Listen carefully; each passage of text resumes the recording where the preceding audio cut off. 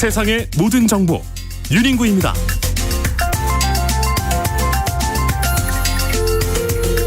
안녕하십니까, 윤인구입니다. 점심 맛있게 드시고 계시죠? 정부가 4차 석유 최고 가격을 다시 한번 동결했습니다. 인하 가능성도 거론됐지만 수요 관리 차원에서 현 수준을 유지하기로 한 건데요. 자세한 내용은 경제인사이트 픽 코너에서 짚어보겠습니다. 대통령 국정 지지율이 67%로 나타났습니다. 정당 지지율은 민주당 48%, 국민의힘 20%로 나타나서 눈길을 끄는데요. 여론조사로 본 민심의 흐름, 여론의 좌표 코너에서 짚어보고요. 장동혁 국민의힘 대표가 방미 기간에 만난 인물이 화제가 되고 있습니다. 미국 국무부의 차관보라는 것이 장 대표의 설명이었는데 알고 보니 차관의 비서실장이었습니다. 관심 모아지고 있는 정치권 이슈들 여의도 현미경 코너에서 자세히 들여다보겠습니다. 믿고 듣는 시사, 여기는 KBS 1라디오 세상의 모든 정보 윤인구입니다.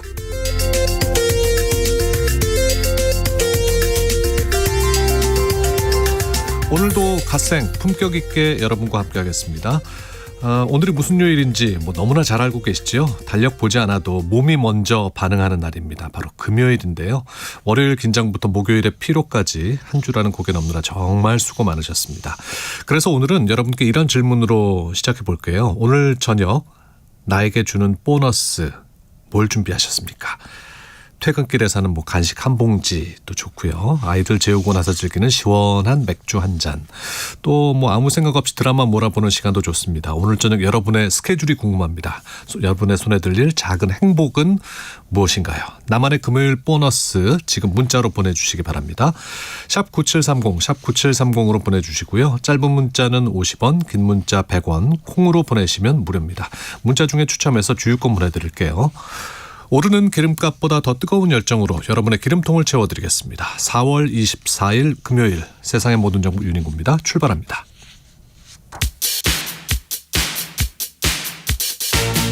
듣는 것만으로도 앞서갑니다. 오늘 경제 뉴스의 핵심, 경제 인사이트 픽. 뉴스는 많지만 내 지갑에 도움되는 소식은 따로 있습니다. 오늘 꼭 알아야 할 경제 뉴스만 픽해서 전해드립니다. 경제인사이트 픽 임선우 뉴스캐스터와 함께합니다. 어서 오십시오. 안녕하세요. 오늘은 시장 상황부터 살펴볼까요? 네, 사흘 내내 사상 최고치를 갈아준 코스피. 오늘은 중동 긴장이 다시 고조되면서 보합권 내에서 숨 고르고 있습니다. 현재 마이너스 0.3% 파란불 켜고 있고요. 수급 상황 보면 외국인 홀로 팔자 나서고 있습니다. 반면에 코스닥은 오르고 내리기 반복하다가 현재 상승폭 키워나가고 있고요. 미국과 이란의 협상 불씨에는 점점 더 약해지고 더 나아가 충돌 우려가 커지자 국제유가는 다시 또 널뛰고 또 이 여파로 원달러 환율도 오름세 이어가면서 1480원대 위에서 움직이고 있습니다. 단기 고점 피로 감속 여전한 중동 리스크 노이즈, 여기에 도통 힘을 쓰지 못한 뉴욕 증시 분위기까지 겹치면서 차익 실현 압력 키우는 모습입니다. 네, 우리 코스피는 6456.84 보이고 있습니다. 정부가 국내 석유 제품에 적용되는 4차 최고 가격 발표했습니다. 동결이죠? 네, 3차에 이어서 4차도 다시 한번 동결했는데요. 두 차례 모두 기름값을 묶었지만 배경은 조금 다릅니다. 그렇습니까? 예, 네. 앞선 3차 결정 당시에는 국제유가가 많이 올라서 민생 부담을 고려해 동결을 결정했다면 이번에는 어제 다르고 오늘 다른 국제유가지만 최근 그나마 좀 내려가긴 했거든요. 예. 변동률만 놓고 보면 동결이 아니라 내렸어야 맞는데 그간 최고 가격 결정 시 인상분을 덜 반영한 점이나 물가 상승 우려 때문에 가격을 낮추기보다는 소비를 억제하는 쪽으로 무게 중심을 옮긴 듯 보입니다. 또 정부가 이렇게 최고 가격을 동결했지만 주유소 기름값도 오름세를 멈출 것이다 장담할 수는 없습니다. 4주 전 최고 가격이 210원 뛰었지만 일선 주유소는 그보다 적게 올렸기 때문에 이번에 그 차익만큼 더 올릴 수 있다고 하네요. 네, 그러면 지금 국내 휘발유 가격은 어떻게 됩니까? 네, 오늘도 오름세 이어지고 있는데요. 휘발유 전국 평균 가격 여전히 2,000원 위에 있고요. 경유 같은 경우에는 4년 만에 전국 평균 가격이 2,000원 선 넘어섰습니다. 네. 상한선을 올리자니 치솟는 물가가 무섭고 동결은 동결대로 나라 곳간 걱정을 키우는데 이 와중에 미국과 이란은 한치 양보도 없이 강대강 대치를 이어가고 있어서 참 고민이 깊습니다. 그러게 말입니다. 체감 경기는 여전히 서늘합니다. 예, 최근 여러 물가 지표만 봐도요, 빨간 불들이 잔뜩 들어와 있는데 멀리 갈 곳도 없이 집 앞 마트만 가봐도 물가 오름세 여실히 체감되는 요즘입니다. 실제로 올 1분기 생필품 가격이 전반적으로 오른 걸로 나타났는데 한국소비자단체협의회 조사를 보면요, 서울과 경기 지역 기준 38개 품목 중 26개가 가격이 올랐고요. 거의 뭐 안 오른 게 없는 거군요. 예, 그렇습니다. 또 오름폭은 작년 같은 기간과 비교했을 때 2% 넘게 뛰었습니다. 그중에서도 고추장이 17% 가까이 가장 크게 올랐고 이어서 된장, 간장 순으로 값이 많이 뛰었는데 대부분 거의 매일 밥상에 오르는 재료들이라 부담은 더 크게 느껴지고요. 특히 이런 장류는 또 외식 물가에도 영향을 줄 수 있어서 체감되는 물가 부담은 점점 더 커지고 있습니다. 최근 수입 물가 같은 경우에는 28년 만에 가장 크게 오르기도 했는데 통상 두세 달 뒤면 소비자 물가로 우리 생활 전반에 도미노처럼 충격파가 점점 더 크게 번지는 건 아닌지 걱정이 없습니다. 네. 이런 와중에 이제 우리 생활과 밀접한 식재료 시장에서 대규모 이제 가격 짬짬이로 물가를 흔든 업체들이 촉발됐는데 이런 소식 들을 때마다 좀 씁쓸해요. 네, 그렇습니다. 참 전분당 시장을 사실상 나눠 갖고 있던 이 주요 업체들 지난 8년 동안 가격을 짜고 올린 사실이 드러났는데요. 그 예. 규모만 해도 10조 원이 넘는다고 합니다. 최근까지도 가격을 언제 얼마나 올릴지 미리 합의했고요. 심지어 이를 숨기기 위해서 공문 시점이나 거래처별 가격도 다르게 제시하는 치밀함까지 보이기도 했습니다. 결국 피해는 고스란히 소비자들에게 향했는데 전분 가격은 최대 70% 넘게 과당류도 60% 이상 올랐을 만큼 물가를 크게 밀어 올렸습니다. 네. 정부는 어떻게 제재한답니까? 정부도 이 같은 불공정 행위에 대해서 더욱더 강력하게 대응하기로 했는데요. 최근 공정위가 발벗고 뛰고 있는데 앞으로 처벌도 더 강해집니다. 반복적으로 담합을 저지른 기업에는 과징금을 더 무겁게 부과하고 임원 해임이나 직무정지 같은 조치도 검토 중이고요. 여기에 기업 분할이나 지분 매각, 사업 매각 같은 구조적 조치까지도 검토 대상에 올려놓고 허튼 짓 하면 시장에서 퇴출시켜버리겠다, 제재 수단을 넓히겠다는 구상을 들여다보고 있습니다. 강한 메시지네요. 예. 자, 이 밖에도 장바구니 물가 부담을 좀 줄여보자 해서 가격을 안정하기 위해 추가 지원도 나선다면서요? 네, 농식품부가 할인 지원 사업에 500억 원 추가 예산을 투입하기로 했는데요. 기존 예산에 포함하면 총 1,580억 원 규모로 확대가 된다고 합니다. 할인 품목도 늘어났는데 기존 당근과 양배추 같은 일부 채소에서 다음 달부터는 참외와 토마토, 파프리카 같은 시설과채까지 포함해서 총 9개 품목으로 확대가 되고요. 예. 닭고기와 계란처럼 가격이 많이 오른 품목 할인도 계속 이어집니다. 여기에 한우와 돼지고기도 할인 판매가 진행이 되고요. 이 판매처도 전통시장이나 중소형 마트, 로컬푸드 매장 지원 비중을 늘려서 소비자 접근성을 높일 계획이라고 합니다. 그리고 또 상품권도 변화가 있는데 할인율은 기존 30%에서 20%로 조정되지만 이 사용처가 더 다양해진다고 하는데요. 체감 물가를 낮추는 데 도움이 되게 기대해 보겠습니다. 네. 대규모 정보 유출로 논란이 됐었던 쿠팡 이슈가 그동안 이 전쟁 때문에 좀 잊혀졌던 것 같습니다. 근데 이게 백악관에까지 집중적으로 로비를 한 게 밝혀졌네요.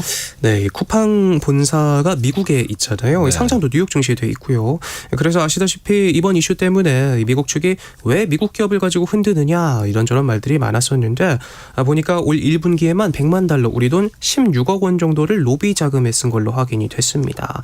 미국 상하원은 물론이고 국무부부터 재무부 같은 주요 정부 부처 그리고 백악관, 여기에 부통령실까지 로비를 벌였다고 하는데 앞서 벤스 부통령이 괜히 직접 관련 이슈를 언급했던 게 아니구나 싶은 대목이기도 하고요.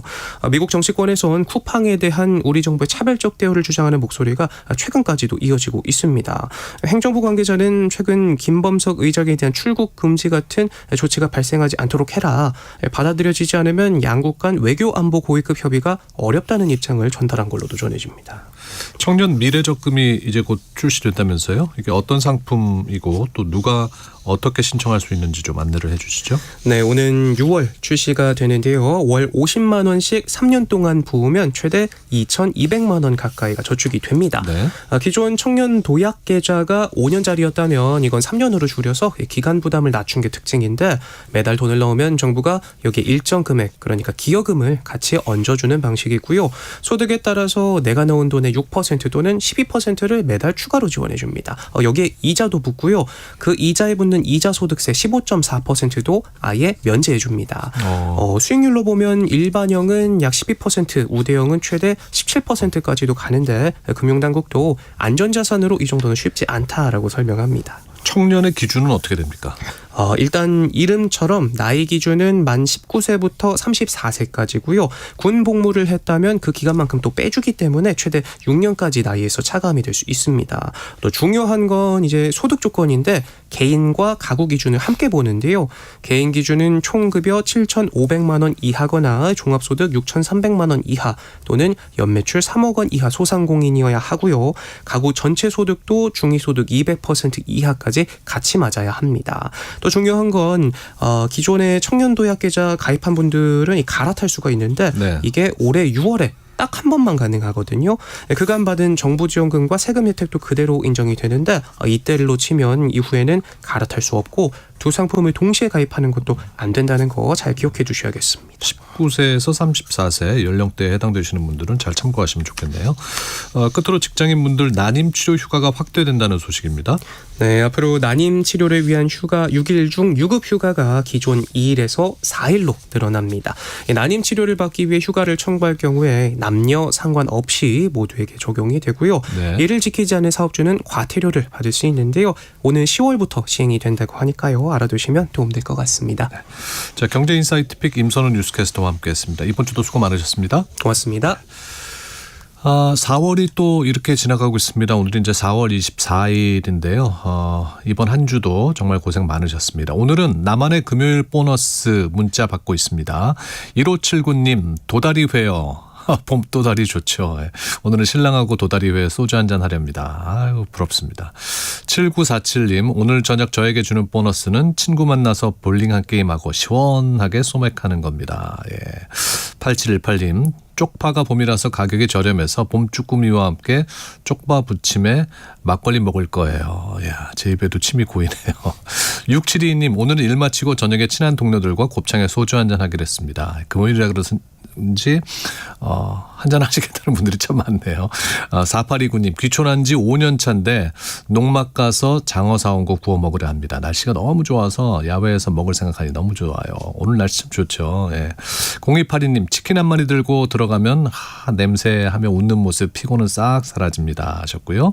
2978님 금요일 퇴근길에 전통시장에 들러 꽈배기 빵을 사가려고 합니다. 5일 동안 민원실에 근무하다 보면 마음의 상처도 많이 받습니다. 설탕이 뿌려져 있는 꽈배기 빵은 한 주 피곤했던 저에게 주는 근사한 선물입니다 하셨는데요. 꽈배기 빵으로도 스트레스 지난 한 주 동안의 스트레스 잘 푸시길 바라고요. 여러분들이 문자 주신 덕에 저도 오늘 금요일 저녁 좀 아이디어가 많이 생긴 것 같습니다. 문자 보내주시는 분들께 감사하다는 말씀 드리고요. 세상의 모든 정보 윤인구입니다. 듣고 계신 시각 12시 33분입니다. 이 시각 교통정보 듣겠습니다. 이 시각 교통정보입니다. 서울 시내도로는 돌발 구간이 많아서 주의가 필요합니다. 강변북로 일산 방향 동작대교 1차로에 고장난 차가 서 있습니다. 한남대교부터 정체고요. 반대 구리 쪽으론 양화대교부터 반포대교까지 막힙니다. 올림픽대로 공항 방면 한강대교 5차로에선 사고 났습니다. 동부간선도로 의정부 쪽으론 수락 지하차 도안 1차로에서 공사합니다. 고속도로는 수도권 제일순환고속도로 일산에서 판교 쪽으로 서운분기점에서 송내까지 밀리고요. 경부고속도로 부산 쪽 신갈분기점에서 수원까지 막히고 이후로 오산에서 남사까지 정체입니다. 더 가서 안성 부근 3차로에서는 사고 처리하면서 안성 분기점부터 속도 떨어지고요. 중부 내륙고속도로 창원 쪽으론 여주분기점에서 감곡까지 한 번에 10km 정체입니다. KBS 교통정보센터에서 유하영입니다. 세상의 모든 정보 윤인구입니다. 여론조사로 읽는 민심의 바로미터 민심 직설 여론의 좌표. 서울 대전 대구 부산 찍고 네, 금요일입니다. 여론조사로 지금 이 순간의 민심을 좌표 위에 정확히 찍어보는 시간입니다. 여론의 좌표, 민심의 방향을 읽어주실 두 분 모십니다. 윤희용 오피니언스 대표, 김봉신 메타보이스 대표 두 분 나오셨습니다. 어서 오십시오. 네, 안녕하십니까. 이제 금요일 오전에 갤럽 조사 결과가 나오잖아요. 이번 주 이재명 대통령의 국정 지지율 어떻게 나왔습니까? 예. 먼저 조사 개요를 말씀드리겠습니다. 이번 그 한국갤럽 조사는 이번 4월 21일부터 23일 조사를 했습니다. 화수목 조사를 했고요. 한국갤럽은 의뢰처가 없이 자체적으로 조사를 합니다. 이동통신 3사가 제공한 무선전화 가상번호 전화 면접 방식이고요. 오늘 소개해드린 모든 여론조사는 중앙선거여론조사심의위원회 홈페이지를 참조하시면 되겠습니다. 예. 한국갤럽 조사에서 대통령 긍정평가, 잘하고 있다는 긍정평가가 67, 직전 조사 대비 1%포인트 아주 미세하게 움직였는데 거의 같죠. 그래서 67, 66 계속 그렇게 오르락 내리락하고 있나요? 맞습니다. 그래서 이 정도 수준이면 상당히 좀 높다라고 볼 수가 있는데 67이면 국민 3분 중에 2분은 긍정평가하시고 있다 이렇게 봐야 될 것 같고요. 부정평가, 잘못하고 있다라는 부정평가는 26에서 25가 됐습니다. 네. 1%포인트 5점 이내에서 역시 살짝 빠졌습니다. 네. 긍정평가 이유와 또 부정평가 이유를 좀 살펴볼까요? 예, 잘하고 있다는 사람 대상으로 이제 그 이유가 무엇이냐라고 질문을 했더니만 외교라는 응답이 제일 높았고요. 네. 그다음 이제 경제 민생, 직무 능력 이제 이런 순으로 나타났는데 얼마 전까지는 이제 경제가 제일 높았거든요. 이번에는 이제 외교가 제일 높았습니다. 아마도 중동 전쟁에서 이제 뭐 이런 원유 확보하는 문제들에 대해서 정부가 선제적으로 좀 나서고 한 부분을 이제 위기 관리 국면에서 높이 평가하는 측면이 반영됐을 것으로 보이고 또 한 가지는 이제 이재명 대통령이 이제 인도와 베트남 방문을 했잖아요. 네. 정상회담을 한 것들 그것이 이제 국민들에게 전달이 되어서 아마 외교 부분이 이제 높이 평가되는데 영향을 준 것 같습니다. 대통령이 외국 순방을 하게 되면 집중적인 주목을 받게 돼요. 이른바 주목 효과가 있고 그다음에 해외 지도자들 만나서 뭐 이제 국가 경제라든가 수출이라든가 이런 걸 위해서 논의를 하잖아요. 네. 그러면 국내에 있을 때는 어떤 정파에 가까운 인물이라는 이미지도 좀 강할 수 있는데 해외에 나갈 경우에는 대한민국을 대표해서. 위해서 일을 하는 사람이다라고 하는 인식을 강화하는 지도자 효과라고 이제 할 수 있을 텐데 그런 측면이 이제 더해진 효과라고 할 수 있을 것 같습니다. 네. 부정평가는 부정적으로 평가하는 분 대상으로 물어봤는데 여기에 또 경제, 뭐 외교 이런 비슷한 사안을 또 정반대쪽으로 바라보는 시각이 일정 부분 확인되고 눈에 띄는 것은 부동산 정책이 이전에 비해서 좀 더 상승해서 4위권으로 올라온 게 눈에 띄고 있습니다. 네. 김봉신 대표께서 좀 뭐 달리 해석할 만한 부분이 있습니까? 예, 일단은 제가 봤을 때는 이제 외교와 관련돼서 논란이 있었습니다. 그런데 만약에 외교 문제 때문에 지금 정동영 장관 관련해서도 야권에서는 이제 지적을 하고 있고요. 그것 때문에 만약에 그 한미 동맹이라든지 이런 문제로 대통령 긍정 부정이 바뀐다고 하면 부정평가 이유에서 그게 많아지고 또 그래서 부정평가 하시는 분들도 많아져야 맞는데 지금은 어찌된 일인지 그렇지 않다라는 것입니다. 그래서 부정평가에서 외교가 차지하는 비중이 살짝 낮다. 빠졌죠. 네. 3%포인트 빠지기도 했고요. 그리고 대통령 긍정률이 전체에서 67 정도인데 이게 66, 67에서 바뀌지 않고 있습니다. 그렇게 따지면 한미 동맹과 관련된 또 외교 사항과 관련된 또 이스라엘 인권 문제 언급과 관련된 그 효과가 크지 않고 그냥 부정평가 하시는 분들께서 그러면은 그 부정평가 이유로서 이렇게 이거에 관심이 있고 또 다른 거에 관심이 있고 이럴 때에 나타나는 현상일 수 있겠습니다. 네. 마찬가지로 이제 갤럽에서 조사한 결과 중에 하나 좀 눈에 띄는 게 이재명 대통령 지지율이 이제 고공행진 중인데 20대에서는 좀 상대적으로 저조하네요. 네, 그렇습니다. 지금 한국갤럽이 이제 월간 매주 조사를 하는데 월간으로 이제 통합한 자료들을 내는데 지난달 그러니까 3월 자료 같은 경우를 보게 되면 20대만 놓고 평균을 내봤을 때 48%가 이제 이재명 대통령에서 국정 수행 잘한다라고 긍정 평가를 하거든요. 예. 근데 그때 전체 평균은 국민들 전국 평균은 66%였습니다. 그러니까 상당히 격차가 크고 그 전에도 보면 이런 현상들이 한 20% 포인트 가량 격차가 나는 흐름들 전체 평균과 그러니까 낮게 나타나는 거죠. 그러니까 긍정 평가 비율이 20대에서 좀 낮게 저조하게 나타나는 흐름들이 계속 이제 발생하고 있거든요. 그래서 이제 이 흐름이 원인이 무엇인지에 대해서 이제 많은 얘기들이 있는데 이유가 뭐예요? 일단은 20대 같은 경우에 뭐 이제 젠더 이슈로 인해서 남성들은 좀 보수적 성향이 있다 이런 얘기는 많이 들어보셨을 텐데 그것이 이제 보수 정부가 사실상 뒤로 물러나게 되고 지금 무정부 드러나게 되는 측면에서 어떤 보수적 정서를 계속 유지하는 것이 이전만큼은 약간 지금 자연스럽지 않은 측면이 있을 것 같습니다. 그러니까 20대들이 남성 같은 경우 보수 정서가 있는데 보수 정부가 사실 뭐 대통령이 탄핵이 된 상황이기 때문에 계속 그 지지 표출을 하면서 보수 정서를 강화하는 것이 어려운 부분들이 있을 텐데 그뿐만 아니라 이제 나아가서 여성들도 약간 진보 지지 성향에 약해진 측면들이 이제 있습니다. 그런 측면들 영향을 주고 또 한 가지 지금 주가도 오르고 여러 가지 좋은데 이렇게 표현할 수 있을 것 같아요. 여러 가지 잔치상에 와 있는데 20대가 소외되어 있는 느낌. 네.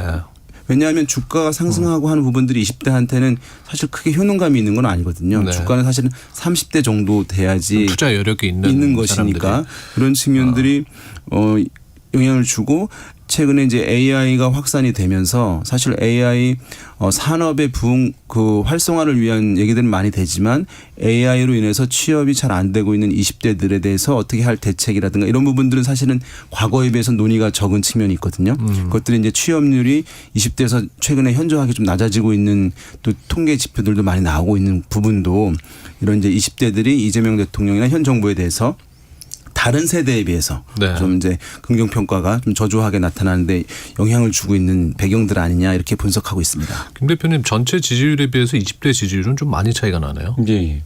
아무래도 이제 생애 주기상 그 정책 그렇게 관여도가 아주 높지 않은 세대입니다. 2030 청년 세대.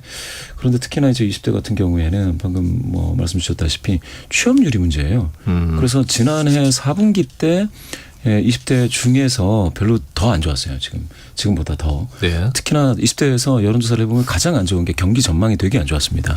부정적인 전망이 절반이 넘어가고 했습니다. 지금은 오히려 경기 전망으로 따지면 20대에서도 한 40%대로 조금 더 그 부정적인 전망이 좀 적어졌죠.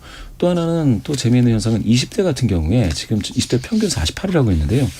20대 남성 중에서는 37 그리고 20대 여성 중에서는 59입니다. 여성들이 대통령을 더 긍정평가하는 비율이 확실히 높기는 합니다. 그러네요. 그렇죠. 그런데 이게 2022년까지만 하더라도 이재명 후보가 굉장히 좀 뭐라 그럴까요? 성평등 얘기를 한다거나 여성시대 같은데 이제 그 동영상을 올리거나 해서 여성 문제에 좀 접근을 했었습니다. 그런데 네. 2025년에는 그때는 여성 정책이라든지 이런 것들이 굉장히 강조되지 않았거든요. 그러면서 나타나는 청년 여성들에 있어서의 아주 높은 어떤 정치적인 그 관여도가 있는 사람이 아니면은 그 대통령에 대해서는 약간 관망세로 약간 좀 빠져 있는 것도 일부 보이는 것이죠. 그래서 지금 보시면 여성 중에서 의견 유보 비율이 20대가 가장 높은 비율로 또 나타나고 있습니다. 그렇군요. 네. 자, 갤럽 조사 정당 지지율 한번 살펴보겠습니다. 어떻게 나왔습니까? 네, 갤럽 조사에서 이제 정당 지지율은 더불어민주당이 48%, 국민의힘이 20%로 나타났고 어느 정당도 지지하지 않는다는 무당층 비율은 26%였습니다. 그래서 이전과 크게 이제 흐름 변화가 있는 것은 아닙니다. 네. 근데 어제 발표된 그 NBS 여론조사에서는 국힘 지지율이 뭐 거의 바닥이더라고요.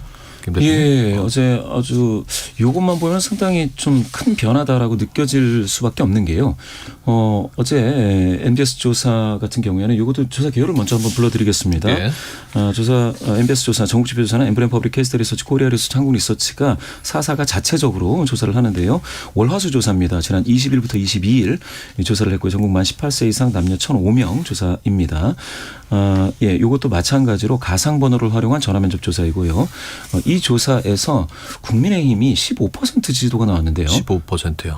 이게 잘 보면은 이번 정부 들어서 최저일 뿐만 아니라 2020년 국민의힘이 그러니까 미래통합당이 당명을 변경해서 재창당하면서 국민의힘이 등장하고 나서도 최저다 이렇게 좀 나오고 있고요. 거기에 비해서는 더불어민주당은 직전 조사 47 이번 MBS 조사에서 48 이거는 더불어민주당은 또 최고치를 경신했습니다. 그렇게 되니까 굉장히 대조적인데 물론 국민의힘이 그 직전 조사에서 18이었고요. 이번에 15니까 3%포인트밖에 안 내려갔지만 이게 이제 최저치 경신을 했다라는 점에서 굉장히 큰 그런 조사였습니다. 이 MBS 조사에서 또 하나가 있는데요. 정당 호감도를 조사를 했습니다. 네. 더불어민주당은 이번 조사에서 58 호감한다가 나왔는데요. 이게 이 MBS에서 조사한 지난 2020년부터의 조사에서 최고치를 또 경신했습니다. 58이니까 10명 중 거의 6명에 가까운데요. 국민의힘은 호감한다가 20% 최저치를 네. 또 경신을 했습니다. 창당이래요? 그러니까 이게 호감도라고 하는 것은 호감이 있어야 그다음에 지지로 연결될 수 있는 거거든요. 그러니까 그렇죠. 지지에 일단은 단기간 내에서의 최대치인 거예요. 그러니까 지금 그 정당에 대해서 호감 간다는 것이 20% 정도밖에 안 된다는 거니까 지지율도 사실 거기에 이제 막혀 있을 수밖에 없는 것을 보여주고 아까 말씀하신 이제 지지율에서 눈에 띄는 것은 중도층에서는 많이 말씀드렸듯이 민주당 46, 국민의힘 9% 한 자릿수입니다. 그러니까 중도층에서는 거의 지금 붕괴되어 있는 상황이라고 할 수가 그러네요. 있겠고 심지어 보수층에서 민주당을 지지한다고 한 사람이 22%였고요. 네. 국민의힘을 지지한다고 하는 비율은 39%였어요. 그러니까 절반에서 훨씬 못 미치는 그러니까 국민의힘 그렇군요. 지지를 한 정상적이면 7, 80% 나와야 되거든요. 보수층에서 지지한다는 비율이. 대구 경북에서는 민주당 34, 국민의힘 25. 그 대구에서도 민주당이 이제 높죠. 물론 샘플이 전체 1000명에서 대구 같은 경우는 100명이 약간 안 돼서 오차 범위는 훨씬 커지기는 합니다만은 이런 이제 기류들이 좀 여러 조사에서 발견되고 있는 상황입니다. 공교롭게도 또 장동혁 대표 방미 이후에 나온 여론조사 결과라서 더 참담하겠어요. 국민 입장에서. 이거 호감도 부분에서 하나 더 읽어줄게. 더불어민주당은 전체 평균 58 호감에서 대구 경북 48 호감도가요. 네. 부산 울산 경남에서 48인데 국민의힘은 놀랍게도 전국 평균 20% 호감도 모였다고 했을 때 네. 대구 경북에서 28밖에 안 나왔습니다. 호감도가. 그러니까 국민의힘 강세 지역에서조차도 그렇죠. 네. 부산 울산 경남이 25인데요. 비호감 비율이 대구 경북에서 국민의힘 비호감 64 나왔습니다. 예, 부산 울산 경남 67. 그러니까 지금 국민의힘에 대한 인식은 이제 이중적으로 가중됐다고 할 수가 있을 텐데요. 사실 불과 이제 한 달 전까지만 하더라도 그건 윤석열 전 대통령과의 관계를 단절하지 못했다. 빨리 단절해라. 이제 이런 국면에서 지지율이 낮게 나오고 예. 뭐 비호감들도 있던 상황이었어요. 그래서 그 국면이 쭉 오다가 사실 그게 해결되지 않은 상황에서 이제 지금 현재 장동영 대표 등 지도부에 대해서 이런 이제 것이 선거 다가왔는데도 불구하고 뭔가 변화의 쇄신이라든가 또는 지지를 끌어올리기 위한 조치들 이런데 미온적이고 당내 이제 내분들 이런데에서 대책을 세우지 못하는 모습들을 보이게 되면서 그 장동혁 지도부에 대한 불신이 가중되면서 지지율이 더 낮아지는 그 상황이 지금 현재 상황 같습니다. 설상가상이네요. 네, 정확한 네. 표현이신 것 같습니다. 자, 6.3 지선 여론조사 살펴보겠습니다. 이제 양당이 서울시장 후보가 확정이 됐습니다. 민주당은 정원호 후보, 국민의힘은 오세훈 후보. 첫 여론조사 결과가 나왔죠, 윤 대표님? 네, 그렇습니다.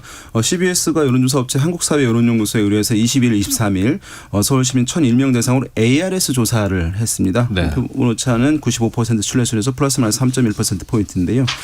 이 조사에서 민주당 정원호 후보가 45.6%였고요. 국민의힘 오세훈 현 시장 지지율은 35.4%로 10.2%포인트 이제 격차가 났습니다. 그럼 이건 좀 유의미하다고 볼 수 있는 거죠. 오차 범위를 이제 벗어나 있는 차이긴 할 텐데요. 이 조사를 보게 되면 그 이전에 격차가 워낙 큰 것들도 있었던 거에 비해서는 좀 줄어든 수치라고 할 수 있겠고 또 이제 후보가 정해졌음에도 불구하고 아직 이제 한 자릿수 격차로 들어오지는 않은 그러니까 네. 일정 수준 격차는 유지되고 있다고 볼 여지도 있는 그런 상황이고요. 그래서 지금 아마도 이제 오세훈 시장 측에서는 이 지도부가 본인의 지지율 상승을 재고를 좀 막고 있다 이런 불만들이 아마 있지 않을까. 그래서 독자적인 선대위를 꾸리겠다. 당과 무관한 이런 얘기들 하는 이유가 당 후보에 대한 국민의힘 후보에 대한 이제 부정적인 인식. 그것 핸디캡이라고 할 수 있을 텐데 그것을 좀 벗어나고 나서 본인의 인물론으로 승부하고 싶어하는 그런 기류를 언뜻 내비치고 있는 것 같습니다. 네. 김봉신 대표님, 부산시장은 어떻습니까? 예. 부산시장 조사 관련해서는 이제 최근에 나온 게 KBS 부산 총국 의뢰로 한국리서치가 17일, 18일, 19일 3일간 조사를 한 내용이 있습니다. 여기에서 보시게 될 것 같으면은 더불어민주당 전재수 40 그리고 국민의힘 박형준 34 6%포인트 격차가 된 걸로 나와서 격차가 좀 좁혀진 거네요. 좁혀졌다 이렇게 볼 수가 있는데요. 그런데 이제 이 조사에서 이제 특징이 그 전국 지표 조사의 소속사 4개사는 후보 문항에서 재질문을 하지 않습니다. 그러니까 보통 이제 잘 모르겠다, 모른다, 무응답하는 분들한테 그래도 한 번 더 생각하시면 어느 후보를 뭐 지지하십니까? 이렇게 한 번 더 묻게 되는 재질문이 있거든요. 네. 그런데 전국 지표 조사를 하는 4개사는 재질문이 없어서 이렇게 되면은 지금 부동층이라고 할 수 있는 지지하는 사람이 없다 18%, 잘 모르겠다 무응답 6% 하면 이게 24%가 모른 무응답으로 이제 부동층 지지하는 사람이 없다라고 나오죠. 그런데 그러면은 이들이 어떻게 더 분산이 되느냐 한 번 더 물어보면 어떻게 될 것 같으냐. 그러면은 이제 선두에 있는 후보 쪽으로 약간 더 분산이 더 됩니다. 그렇게 경향이 그렇다는 말씀이죠. 그렇죠. 그래서 이 조사 같은 경우에 6%포인트 격차라서 딱 오차범위에 걸렸거든요. 이 격차가. 네. 그러면 박형준 그 시장이 전재수 의원에게 따라붙었다. 오차범위 이내로 따라붙었다라고 해석이 될 수도 있는데 조사의 설문 방식이 좀 다른 것을 좀 감안해야 될 것 같습니다. 알겠습니다. 자, 이제 또 국회의원 재보궐선거에도 관심이 모아지고 있는데요. 뭐 최대 이제 17곳에서 치러질 수도 있다고 해요. 그래서 미니 총선급이다라고 말을 많이 하는데 부산 북갑 지역에서 출마를 한 후보자들에 대한 여론조사 결과도 나왔죠? 예, 그렇습니다. 그래서 후보들이 약간 이제 거론이 되면서 조사가 이제 처음 나왔습니다. 그래서 부산 북갑 주민들 대상으로 해서 인사이트 경기라는 미디어가 이제 코프라 여론조사 회사에 의뢰를 해서 지난 4월 19일, 20일 북갑 주민 유권자 505명 대상으로 여론조사를 했는데요. 조사 방식이 이제 휴대전화 가상번호가 84% 들어갔고 유선 RDD가 16% 들어가서 전체 조사 방식은 이제 ARS 방식으로 진행이 됐습니다. 그러니까 유선 가구전화 비율이 사실은 약간 많이 들어갈수록 보수적인 경향들이 강화되는 측면들이 있을 수 있거든요. 왜냐하면 그 지역에 오래 이제 거주하신 분들이 번호를 가지고 있으니까. 그런데 이 조사에서 더불어민주당 후보를 이제 하정우 수석을 이제 전제로 하고 일단 질문했습니다. 나온다는 걸 전제로 하고 아직은 확정이 되지 않았지만 민주당 하정우 31%, 네. 무소속 한동훈 26%, 국민의힘 박민식 21% 이렇게 네. 나왔습니다. 하정우 31, 한동훈 26, 박민식 21 네. 이렇게 나와서 1위는 어떤 민주당 그 전제한 하정우 수석이 이제 1위를 달리고 있는데 지금 보수 후보들 같은 경우 중에서는 각축이 있을 텐데요. 이 조사에서는 이제 한동훈 후보가 5%포인트 가량 수치 이제 앞서 있는 그런 상황이고 또 보수 후보들 합치게 되면 이런 민주당 후보를 또 앞설 수 있는 여러 가지 이제 해석의 가능성들을 보여주는 그런 조사 결과인 것 같습니다. 네. 김 대표님 그 한동훈 대표가 나온 걸 어떻게 보느냐 또 조국 대표가 출마하는 걸 어떻게 보느냐에 대한 또 갤럽에서의 조사 결과도 있네요. 예. 그 말씀 드리기 직전에 방금 소개해드린 KBS 부산 한국리서치 조사 있지 않습니까? 예. 그건 전화면접 조사였습니다. 네. 예. 한국갤럽 오늘 방금 말씀드린 그 한국갤럽 조사에서 조국 대표가 경기 평택을 출마에 대해서 어떻게 생각하는지 한동훈 전 대표 부산 북구 갑 출마 어떻게 보는지 설문을 했는데요. 좋게 본다라는 답변이 조국 그 대표 같은 경우에는 28%, 좋지 않게 본다가 38이었습니다. 그런데 한동훈 그 전 대표 같은 경우에는 좋게 본다가 23. 좋지 않게 본다가 49로 한 절반 정도가 이제 좋지 않게 본다고 되어 있는데요. 이거는 북구 주민들한테 물어본 겁니까? 아니면 아닙니다. 전국입니다. 예. 전국인데 한동훈 전 대표 같은 경우에는 부산, 울산, 경남만 따지고 보면 좋게 본다가 24로 전국 평균하고 비슷한데 좋지 않게 본다가 전국의 평균은 49인데 또 부산, 울산, 경남선 56입니다. 더 높아요? 예, 절반이 넘어가는 정도가 돼서 요거는 좀 그 한동훈 전 대표 같은 경우에는 부산 출마 여기에서 많이 그 보수 성향이신 분들 중에서도 31%만이 그 좋게 본다고 해서 조금 더 분발을 해서 많이 좀 이미지 개선이 좀 필요한 것 같이 그렇게 나왔습니다. 지금 이 여론조사에서 좀 많이들 헷갈려 하시는 게 이게 기사를 쓰는 기자들도 그렇고 부동층, 무당층 이게 어떻게 구분을 했어야 하는 건지 저도 좀 헷갈리거든요. 예, 부동층은 아무래도 그 후보 간 경쟁을 묻는 후보 간 대결을 묻는 그 가상 대결 내지 적합도 문항에서 부동이 이제 둥둥 떠다닌다라는 건데요. 그렇기 때문에 누구를 정하지 않은 아주 후보 미결정자를 의미하는 용어가 되겠고요. 무당층은 정당 문항에서 정당을 선택하지 않은 그런 지지하는 정당이 없다 해서 무당층이 되겠습니다. 그러니까 후보를 얘기할 때는 부동층, 예. 정당 비교를 할 때는 이제 무당층 예. 쓰면 되는 거예요. 이게 이제 선거 막판으로 갈수록 그럼 이제 부동층의 판세는 어떻게 될 것으로 교수님 부동층 같은 경우는 아주 단일한 그룹은 아닙니다. 아주 다양한 그룹인데 정치에 대해서 무관심해서 부동층인 경우가 있겠고요. 네. 그다음에 정보가 아직 주어지지 않았기 때문에 마음을 정하지 못한 분들도 있는 것인데 선거가 다가오게 되면 정보가 좀 주어지게 되고 또 이제 선거운동을 하게 되면 이렇게 이제 관심도가 높아가는 측면들이 있어서 빠르게 부동층은 선거가 다가오면 다가올수록 이제 줄어들게 되는 흐름들이 있겠고요. 그렇지만 이제 마지막까지도 부동층이 있는 부분들이 있겠고 그분들은 뭐 투표장 가서 선택을 하거나 아니면 투표에 불참하거나 뭐 이제 이런 비율들로 다양한 특성으로 구성되어 있다 보시면 좋을 것 같습니다. 알겠습니다. 자, 오늘 말씀드린 모든 여론조사는 중앙선거 여론조사 심의위원회 홈페이지를 참조하시면 되겠습니다. 김봉신 메타보이스 대표, 윤희웅 오피니언스 대표와 함께했습니다. 고맙습니다. 감사합니다. 네, 1시 2부에 뵙겠습니다.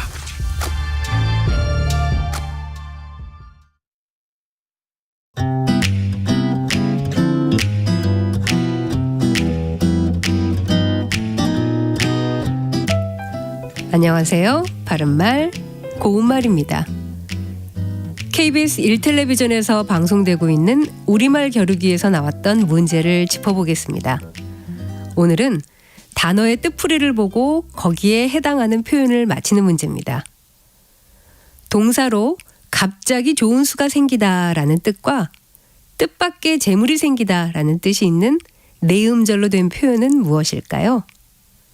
출연자의 답에 세수나다, 수지맞다, 횡재하다가 있었는데 정답은 세수나다입니다. 세수나다는 고유어 동사인데요.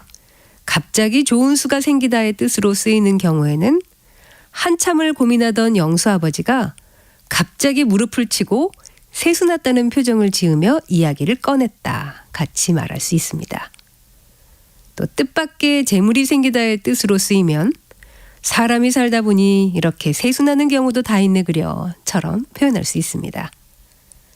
참고로 출연자의 답에 나왔던 수지맞다는 장사나 사업 따위에서 이익이 남다란 뜻과 뜻하지 않게 좋은 일이 생기다라는 뜻이 있습니다. 여기서 수지는 거래관계에서 얻는 이익이란 뜻의 한자어입니다. 또 횡재하다는 뜻밖의 재물을 얻다라는 뜻이고 횡재 역시 한자어입니다. 지금까지 바른말 고운말 아나운서 국혜정이었습니다.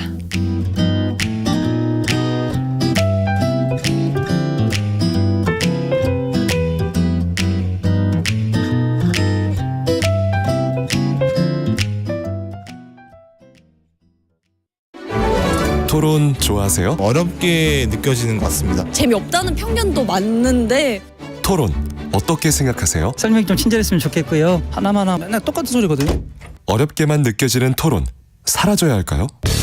그럼에도 토론은 계속되어야 합니다. 당신의 귀를 사로잡는 새로운 열린 토론 황현희와 함께합니다. 평일 저녁 7시 20분 KBS 열린 토론.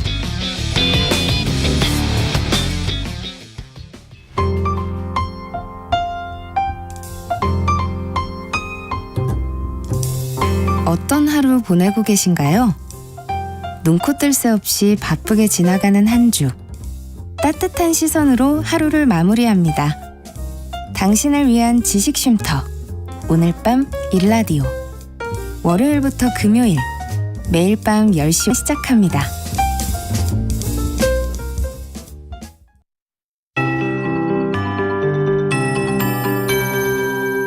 KBS 58분 날씨.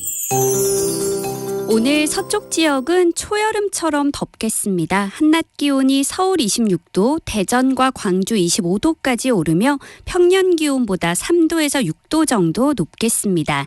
반면 동쪽 지역과 제주도는 강릉과 제주 18도, 부산 20도, 대구 21도 등으로 예년 이맘때 기온을 보이겠습니다. 선선한 동풍이 불어오면서 동쪽 지역은 시원하지만 이 동풍이 높은 태백산맥을 넘으면서 고온 건조해지는 폐년상이 나타나기 때문이고요. 전국에 구름 한 점 없이 맑은 날씨가 펼쳐져 있어서 뜨거운 볕이 공기를 더 데우고 있습니다.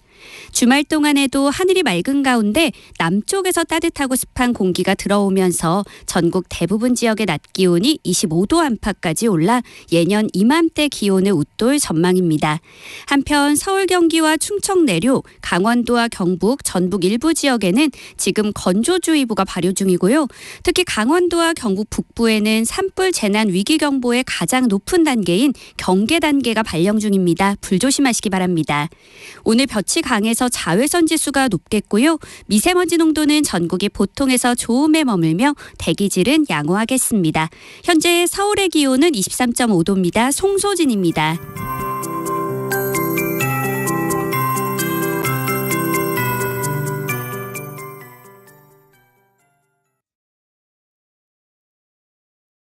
정성을 다하는 국민의 방송 KBS가 한시를 알려드립니다.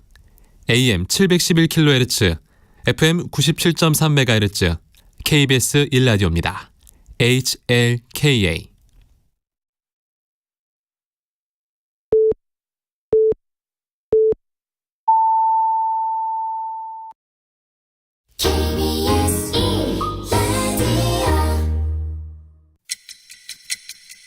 듣는 것만으로도 앞서갑니다. 당신의 갓생 파트너 KBS 1라디오 세상의 모든 정보 윤인구입니다.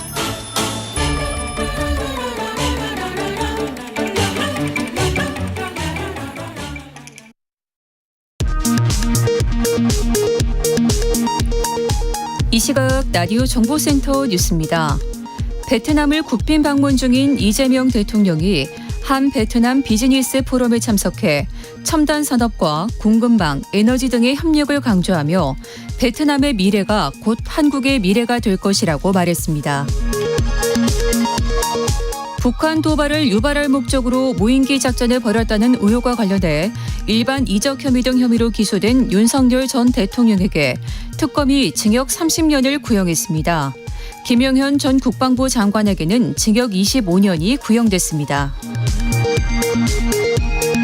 지난 21대 대선 당시 당내 경선을 앞두고 지하철역에서 명함을 건네 공직선거법을 위반한 혐의로 기소된 김문수 전 국민의힘 대통령 후보에게 1심에서 벌금 50만 원이 선고됐습니다. 결혼정보회사 듀오의 정혜연 43만 명의 개인정보가 유출된 사건에 대해 경찰이 지난해 2월부터 수사를 진행해온 것으로 확인됐습니다. 개인정보 보호위는 듀오에 과징금 11억여 원을 부과했습니다. 호르무즈 해협의 군사적 긴장이 고조되면서 국제유가가 나흘째 급등했습니다. 4차 석유 최고 가격제 실시 첫날인 오늘 전국 경유 평균 가격이 2,000원 선을 돌파했습니다. 지금까지 라디오 정보센터 뉴스 정한나였습니다. 일상의 깊이를 더합니다. 당신을 위한 프리미엄 인사이트 KBS 1라디오 세상의 모든 정보 윤인구입니다.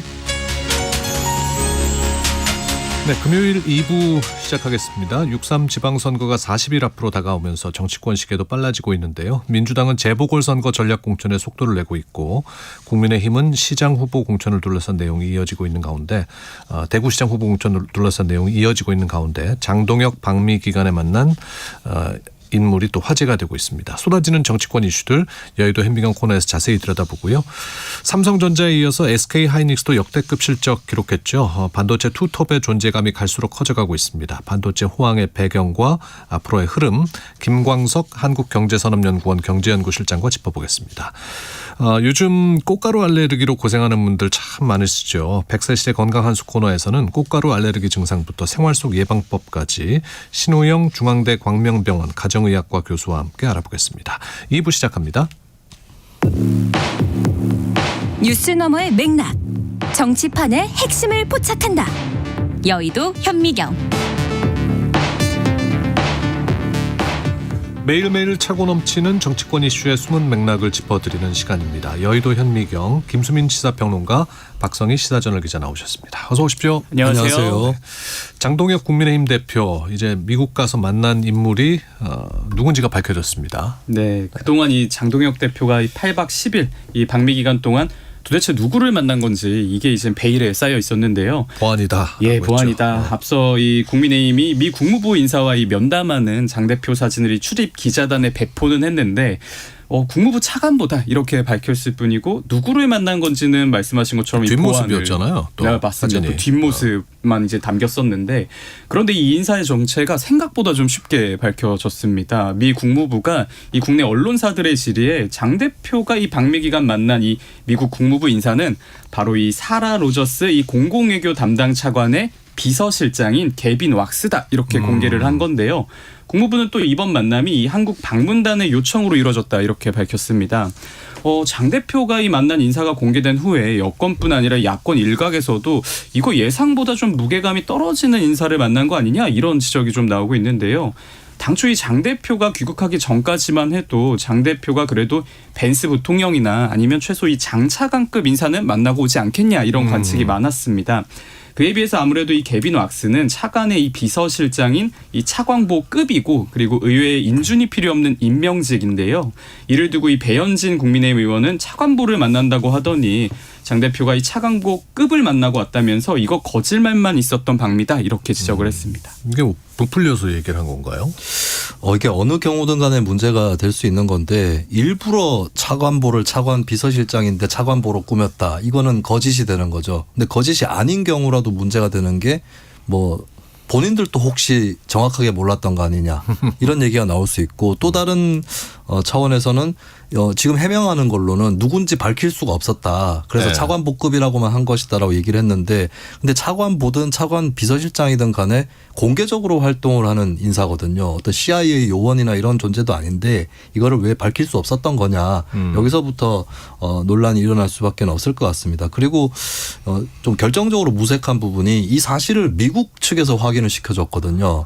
우리는 보안이다라고 얘기를 그렇죠. 못한다 그랬고. 네, 근데 최근에 국민의힘이 대북 위성 정보를 정동영 통일부 장관이 누설한 거 아니냐. 이걸로 그리고 실제로 미국에서도 정보 제한이 한동안 이루어졌었기 때문에 예. 그 점을 두고 한미 동맹이 흔들린다라고 국민의힘이 얘기를 해왔었는데, 근데 정작 국민의힘이 어떤 발표를 했는데 거기에 대해서 미국 측에서 바로잡았다라고 하는 부분 이렇게 되면은 상당히 좀 미국 정부가 한국 정부에 대해서 우려하고 있다든지 심지어는 또 장동혁 대표 게시물에 보면 까불면 죽는다라는 그 트럼프 대통령 게시물을 이재명 대통령을 겨냥해서 붙였거든요. 예. 이런 부분들이 상당히 무색해질 수 있다. 이렇게 또 볼 수 있겠습니다. 장동혁 대표가 오늘 오전에 이제 국회에서 기자간담회 했죠. 사퇴설이 계속 이제 압박을 하고 있는 것 같은데 뭐라고 얘기했습니까? 네, 장 대표 오늘 오전에 이제 기자간담회 진행했는데요. 일단 앞서서 이 방미 논란에 대해서 먼저 설명을 했는데 국무부에서 이 만난 인사의 직급과 이름은 지금도 명확하게 밝힐 수 없다 이렇게 말을 했습니다. 정확히 밝히면 누구인지 특정이 됐기 때문이라는 건데요. 뭐 앞서서 언론이 보도는 했지만 이거는 취재를 통해서 나온 거고 장 대표가 직접 인사를 먼저 거론하는 것은 역시 이 보안상 어렵다는 겁니다. 장 대표와 배석한 이 박준태 비서실장은 장 대표와 만난 인사가 더 있지만 상대가 비공개 요청을 해서 나는 밝힐 수 없다. 필요하면 언론이 한번 또 직접 취재를 해보시라 이렇게 밝혔는데요. 장 대표는 또 지방선거를 앞두고 이 당내 지지율이 침체된 상황에 대해서도 입장을 밝혔습니다. 우선 이 당 지지율이 오르지 않는 이유에 대해서는 우리의 힘이 하나로 모이지 못하는 것이 원인으로 보인다 이렇게 진단했습니다. 해석을 해보면 대표를 흔드는 이른바 이 친한계의 해당 행위 탓에 보수가 좀 분열되고 있다 이런 진단인데요. 또 최근에 뭐 지지율이 역대 최저로 떨어졌다는 여론조사를 자신이 직접 언급하면서 이거는 최근 다른 조사의 추이와 좀 결이 다른 결과였다고 생각한다 이렇게 말하면서 신뢰도에 좀 의문을 표하기도 했습니다. 장 대표는 이 당 안팎에서 나오는 이 본인을 향한 이 사퇴 요구와 관련해서도 입장을 밝혔는데요. 장 대표는 이 지방선거를 40일 앞둔 시점에 당대표가 물러나는 것이 대표로서 이 책임을 진정 다하는 것인지 또 이게 지방선거 승리에 도움이 되는지 여러 고민을 하겠다 이렇게 전했습니다. 제가 관련해서 이 지도부와 한번 이 진위에 대해서 한번 물어봤는데 말을 하기를 이 멘트에서 것인지와 도움이 되는지 이 부분을 것일까와 되는 걸까로 말하면 장 대표의 진짜 의중이 보인다. 한마디로 장 대표가 진짜 하고 싶었던 말은 지방선거를 40일 앞둔 시점에서 당대표가 물러나는 것이 대표로서 책임을 진정 다하는 게 맞아? 그리고 지방선거 승리에 도움이 되는지 맞아? 나는 아니라고 생각해. 이게 아마 장 대표의 의중일 것이다 전했습니다. 네. 현실 인식을 제대로 하고 있는 건 맞죠? 일단 본인이 사퇴를 한다고 뭐가 달라지겠느냐 이런 입장을 피력한 거라고 볼 수 있고 조금 완곡한 어조이긴 했어요. 왜냐하면 사퇴는 당치 않다 혹은 재신임 한번 해볼까요 이렇게 나오진 않았거든요. 그러니까 사퇴라는 단어 자체를 언급한 것이 조금은 수그러든 그런 모습을 보여주고자 한 것 같은데 근데 하지만 그 한편의 그 핵심에는 물러나지 않는다라는 의지는 분명히 있는 것 같습니다. 과연이라는 단어에 저는 주목할 수밖에 없는데 사퇴하는 게 과연 진정 책임을 다하는 것인지라고 하는 거는 사퇴하는 건 무책임한 것이다라는 말을 한 거라서 다시 한번 사퇴는 없다라는 걸 강조를 했다고 볼 수가 있겠고요. 그리고 지지율이 낮은 이유에 대해서 당내 갈등을 들었는데 이거는 우회적으로 이렇게 그 당 지도부를 비판하는데 당 지지율이 높겠느냐. 그러니까 지도부를 비판하는 것이 원인이다라고 하는 그런 말을 조금 돌려서 한 것이 아닌가 이렇게 볼 수 있겠습니다. 그런데 여기에 대해서도 또 당내 일각에서는 당내 갈등이라는 게 한쪽에서만 일으킨 거냐. 당 대표가 책임이 크지 않느냐 이런 반론이 또 앞으로 나올 것으로 보이고 그리고 이번에 또 최근 여론조사 결과에 대해서 다른 조사의 추이와 결이 다른 결과였다. 라고 얘기를 했는데 근데 최근에 그 국민의힘의 지지율에 대한 그 여론조사 기관들을 보면 NBS라든지 한국갤럽이라든지 많은 분들이 알고 계시는 그런 기관이거든요. 그러면 또 다른 기관에 어떤 조사가 있는 거냐 이게 좀 의문이 들 수가 있는 거고 그리고 아마 국민의힘에서는 ARS 여론조사에 대해서 더 믿고 싶어하는 기류가 분명히 있는 것 같아요. 지지율이 ARS 쪽에서 더 높게 나타나거든요. 양쪽에 일장일단이 있을 수 있겠지만 ARS의 경우는 보면은 무당층이나 중도층 또 정치 중저관여층이 상대적으로 덜 잡히는 편이에요. 그러면은 강성 지지층이 어느 정도 있다는 건 확인할 수 있겠지만 한편으로 무당층이나 저관여층을 잡아내는 건 또 전화면접 쪽에 또 장점이 있기 때문에 그거를 무시할 수만 있을까. 사실 정치인이나 정치 세력이 좀 없어 보일 때가 여론조사 결과가 안 좋게 나왔을 때 믿을 수 없다라고 해버리는 거. 이 부분은 주의가 필요할 것 같습니다. 지금 민주당에서는 지방선거와 동시에 치러지는 재보궐 지역에 이제 일부 공천을 했어요. 송영길 전 대표 어디로 갈까 궁금했는데 정해졌네요. 네, 정해졌습니다. 이 결론부터 말씀드리면 송영길 전 대표 인천 연수갑으로 갑니다. 원래 이제 나가겠다고 했던 데는 이제 계양을이었었는데. 예, 맞습니다. 일단 연수갑이 어딘지 설명을 드리면 박찬대 인천시장 후보가 이 3선을 지낸 지역구인데요. 박 후보가 이 시장 선거에 출마하면서 이 보궐선거가 치러지게 된 곳입니다. 민주당은 이 송 전 대표의 이 중량감을 고려해서 소위 이 필수 사수 지역에 배치했다는 입장인데요. 사실 이 공천 발표 전까지만 해도 이 송 전 대표가 끝까지 이 자신이 5선을 지냈던 인천 계양을 출마를 바래왔었는데요. 민주당은 이 인천 계양을에 이 송 전 대표 대신 이 친명계 복심이죠. 이 김남준 전 청와대 대변인을 공천을 했습니다. 그래서 기자들이 물어봤습니다. 민주당 이제 관계자들에게 왜 송 전 대표 대신 김남준 전 이 대변인을 인천 계양을에 보냈냐 이렇게 물어봤는데요. 답변을 하기를 인천 계양을이 최근까지 이재명 대통령의 이 지역구였기 때문에 이재명 대통령이 의원 시절부터 이 같이 곁을 지켜온 이 김 전 대변인이 적임자로 판단했다 이렇게 밝혔습니다. 공천 결과 발표되고 나서 송 전 대표가 입장을 전했는데요. 당의 명령과 그리고 시대적 요구 앞에 저의 이 개인적인 바람은 잠시 내려놓으려 한다 이렇게 전했습니다. 아무래도 이 송 전 대표 끝까지 이 인천 계양을 출마를 고수해왔기 때문에 이제 오늘부터 부랴부랴 인천 연수갑으로 이 사무실을 이사할 준비를 좀 나선 상황인데요.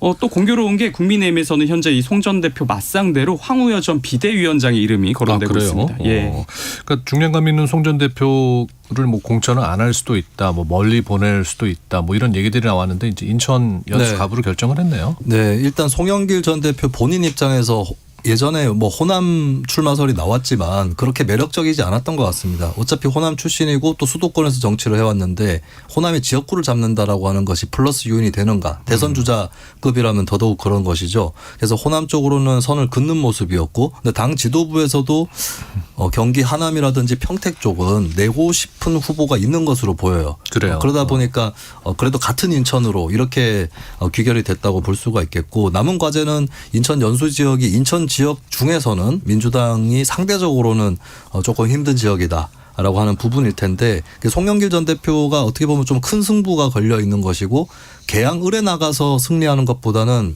이기기만 한다면 연수에서 승리를 하는 것이 조금 더 긍정적 파장이 클 수 있겠다 이렇게 볼 수 있을 것 같습니다. 그러면 또 자연스럽게 지금 이목이 집중되는 게 송영길 전 대표가 국회로 돌아간다고 친다면 정청래 대표하고 당내 라이벌이 될 거냐 이것도 주목을 받고 있거든요. 근데 1차적으로 고려를 해야 될 것은 어쨌든 공천권을 쥐고 있는 사람이 정청래 대표인데 본인이 공천한 사람이 당선이 되는 게 그래도 본인한테 더 나은 거기 때문에 정청래 대표 입장에서도 당 지도부 입장에서도 조금 더 개항을보다 위험한 지역에 송 전 대표를 보내놨는데 그래도 당선을 반드시 시키도록 그렇게 생각할 수밖에 없을 것 같습니다.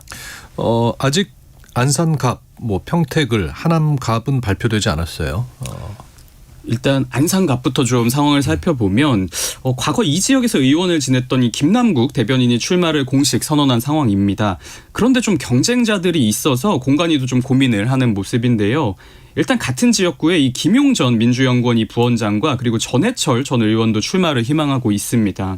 이 중 이제 김 전 부원장 같은 경우에는 아무래도 이 재판을 좀 받고 있고 그래서 이 사법 리스크 탓에 좀 출마는 좀 어렵다 이런 주장과 아니다 검찰의 이 조작 기소 피해자라 공천을 해야 한다 이런 주장이 이제 당내에서 좀 부딪히고 있어서 아무래도 이제 막판까지 좀 결정이 미뤄질 수 있다 이런 관측이 실제 여권에서 나오고 있는데요.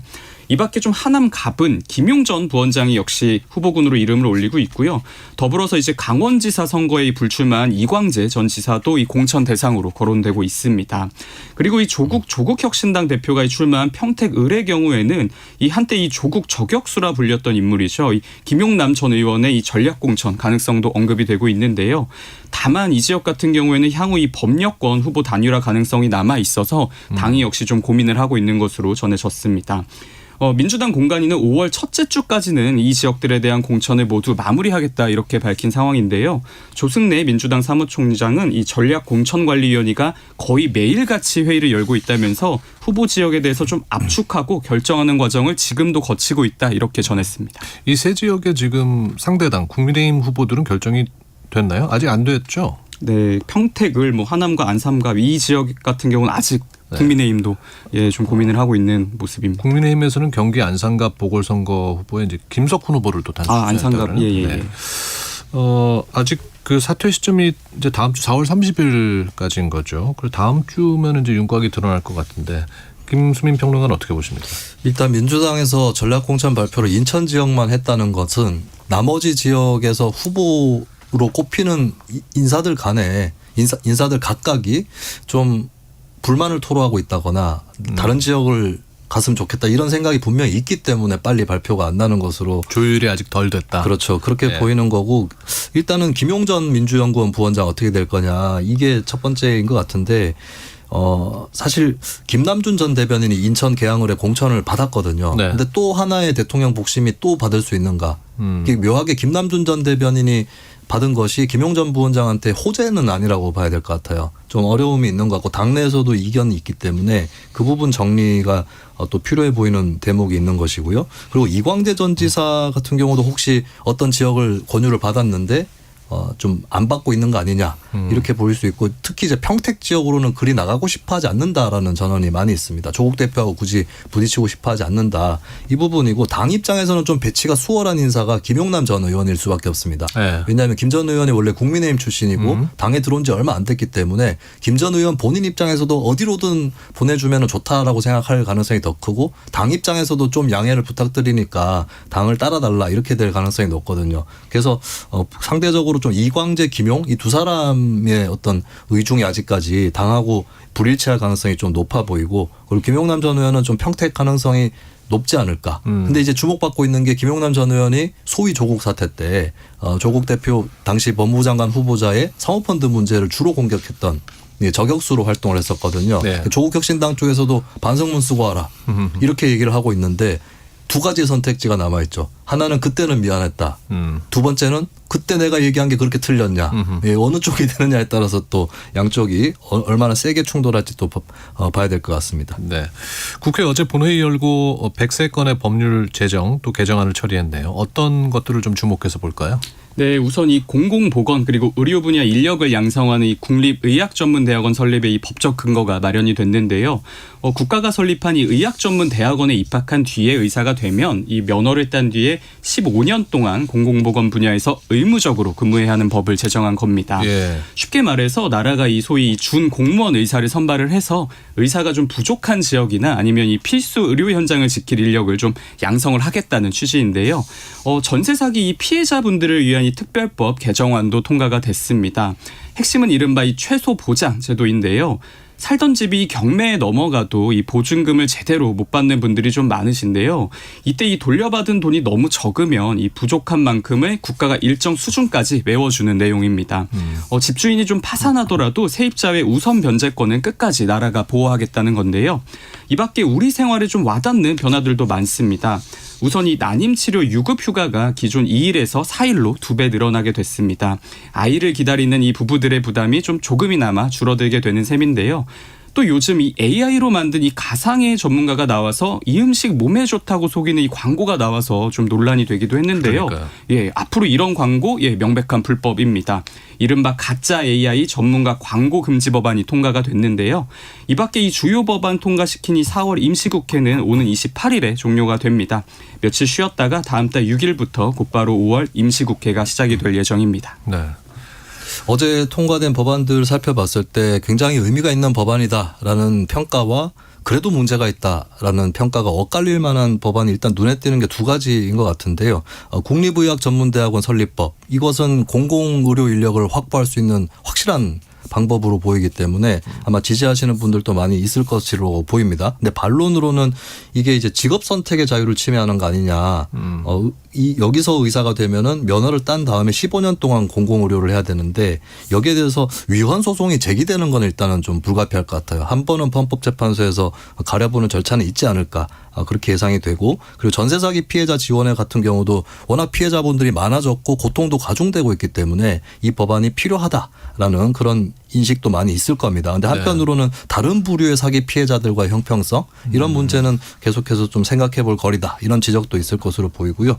그리고 어제 좀 통합적인 의미를 갖고 있는 하나의 안건이 통과가 됐는데 1980년에 강원 사북 지역에서 있었던 사북 사건 관련한 결의안입니다. 국가의 사과를 촉구하고 이런 내용들을 담고 있는데 그 사건을 좀 돌아보면 광부들이 겪었던 비인도적인 그 상황에서 골기가 일어났는데 또 불행했던 거는 골기 과정에서 뭐 경찰관 사망이라든지 또 사측 관계자의 가족에 대한 어떤 린치라든지 이런 부분들이 또 있었고 근데 또 끝나고 나서 정부에서 이들을 이제 고문하고 했던 그런 과정들이 막 반복이 되고 겹치면서 여러 피해자들이 많이 양산이 됐고 또 관계자들끼리도 엄청 반목을 많이 했었거든요. 근데 이런 것들을 국가가 나서서 치유하고 또 서로 화해하도록 하는 그래서 여야 의원들이 같이 참여를 했고 국민의힘에 또 이철규 의원이 대표 발의를 했기 때문에 이 안건은 굉장히 통합적인 의미가 있다 이렇게 볼 수 있겠습니다. 네.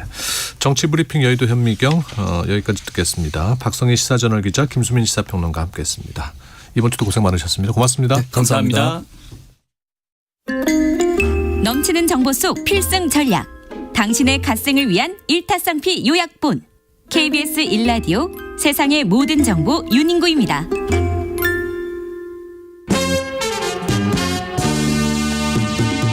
저 푸른 초원 위에 그림 같은 집을 짓고 세상의 모든 정보 윤인구입니다.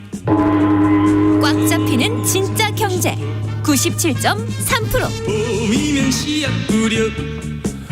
네, 중동발 경제 불확실성은 큽니다만은 우리 경제는 또 반도체의 활약으로 선전하고 있죠. 1분기 실적 발표한 SK하이닉스는 매출과 영업이익, 영업이익률까지 모든 지표에서 신기록을 갈아치웠습니다.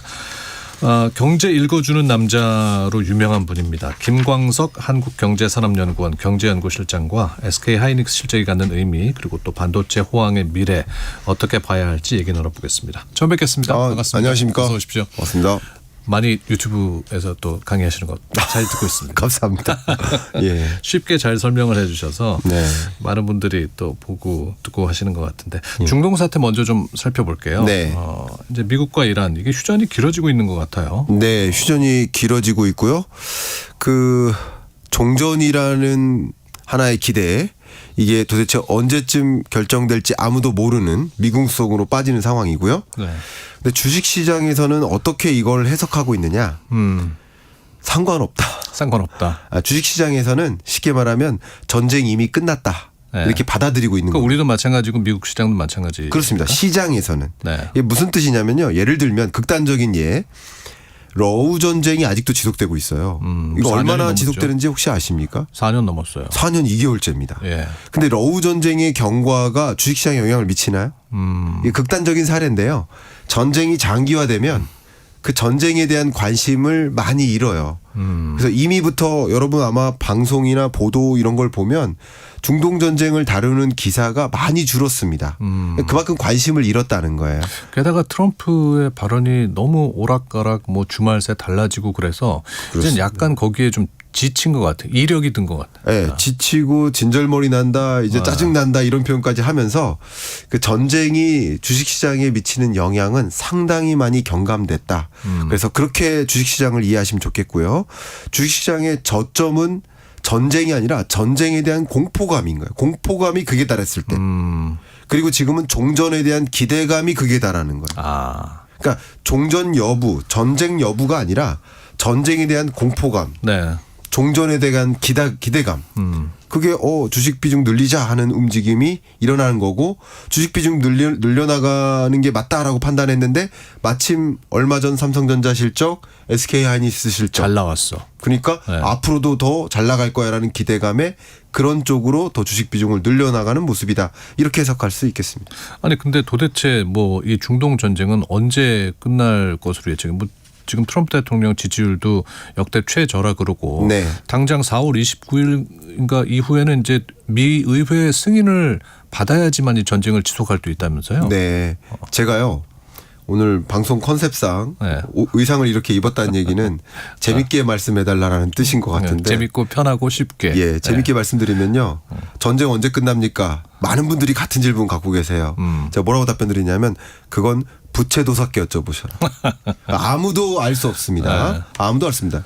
특히 지금 말씀 주셨던 의회의 비준을 통과해야만 전쟁을 지속할 수 있지 않느냐라고 말씀하셨고 그걸 기대하고 계신 분도 계신데 네. 그것도 아닙니다. 그것도 아니에요? 미국 역사를 들여다보면요. 과거에 전쟁을 했었던 역사 속에 마찬가지 국회 비준을 통과해야 되는 이슈들이 있었는데 그 비준과 상관없이 전쟁을 지속했던 역사들이 굉장히 많습니다. 트럼프 대통령은 그 의회 비준을 통과하는 것을 중요시하는 인물일까요? 아닐까요? 극단적으로. 뭐 지금 상황으로 봐서는 아닐 것 전혀 같은데. 아니죠. 그러니까 의회 비준 여부를 놓고 판단하기엔 이르다. 그러니까 예를 들어서 호르무즈 해협 봉쇄 조치나 호르무즈 해협 통행료 부과 조치나 이런 것들도 국제법, 국제질서 이런 논리로 판단하시면 안 되고요. 그냥 지정학적인 결에서 혹은 트럼프나 이란 측 카메네이라는 인물의 성격을 고려했을 때 이게 그냥 정상적으로 합리적으로 판단하시기보다 그냥 지금은 감정 싸움이고 전쟁이 아니라 종교 전쟁이 일어나고 있다. 그렇게 판단하시면 좀 도움이 되지 않을까. 종교 전쟁이라는 제 표현을 왜 썼냐면요. 이슬람 종교의 어떤 교리 중에 하나가 자폭 테러를 한다. 그럼 나를 스스로 사망시켜가면서 공격을 감행하는 거잖아요. 그러면 왜 그런 결단을 내릴까요? 사후 세계에 대한 믿음입니다. 사후 세계는 창고를 할 거야. 그러니까 결국 이 하메네이 사살 사태는요. 종교 지도자를 사살한 거다. 그러니까 이슬람 종교권, 이슬람 혁명 수비대는 그냥 예를 들어 3천만 명의 종교 지도자들이 있다.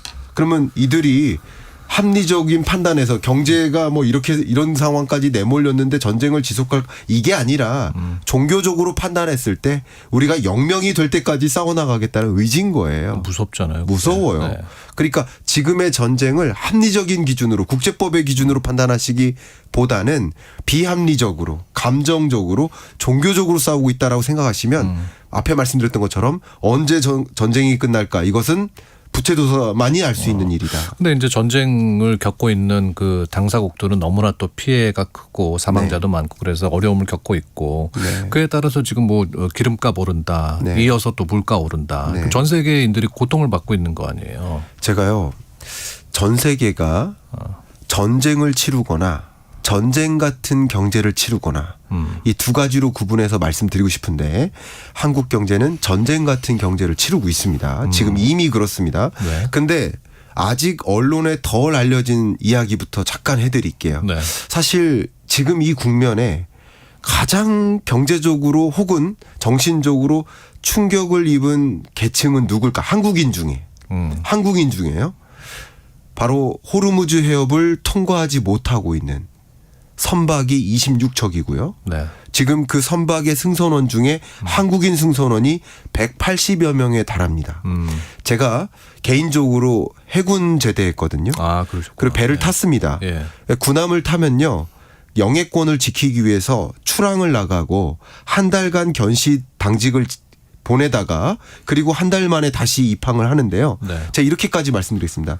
그냥 다른 상황 아니고 전시 상황 아닌데도 한 달간 영해를 떠돌고 다시 돌아오는 것만으로도 몸과 마음이 완전히 지칩니다. 이건 상상할 수 없기 때문에 여러분께 이렇게까지 말씀드립니다. 만약에 우리 아나운서님께서 이 스튜디오 공간 안에 한 달간 계속 있어야 된다. 아이고, 네. 생각만 해도 끔찍하네. 다른 걸 떠나서요. 근데 호르무즈 해협은 미사일 날아다니고 드론 날아다니고 실제 불나고 폭파하는 장면을 관측할 수 있는 지근거리에서 26척의 배가 지금 갇혀 있습니다. 2달 가까이. 예.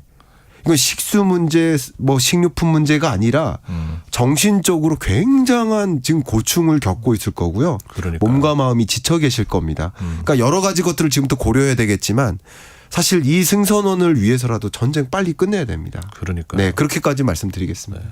마음이 따뜻한 우리 김광석 실장님. 저는 이제 해군을 제대한 사람으로서 네. 얼마나 지쳐 계실까라고 더 체감하는 거예요. 그러게요. 예, 정말. 예. 백한용님께서 스튜디오가 미남으로 꽉 찼네. 감사합니다. 과찬입니다. 김광석 대표님 나오셔가지고 더 끝내주고. 그래서 지금 유가는 어떻게 움직이고 있습니까? 유가의 향방은요. 일단은 정점은 찍고 내려왔어요. 이 정점을 찍은 그 구간이 아까 말씀드렸던 전쟁의 공포감이 극단에 달았을 때예요. 자, 국제 유가가 정점을 120달러 초과하고 우리나라 현물 가격 기준으로 두바이유 현물 수입액 기준으로 정점을 찍었었던 게 169달러입니다.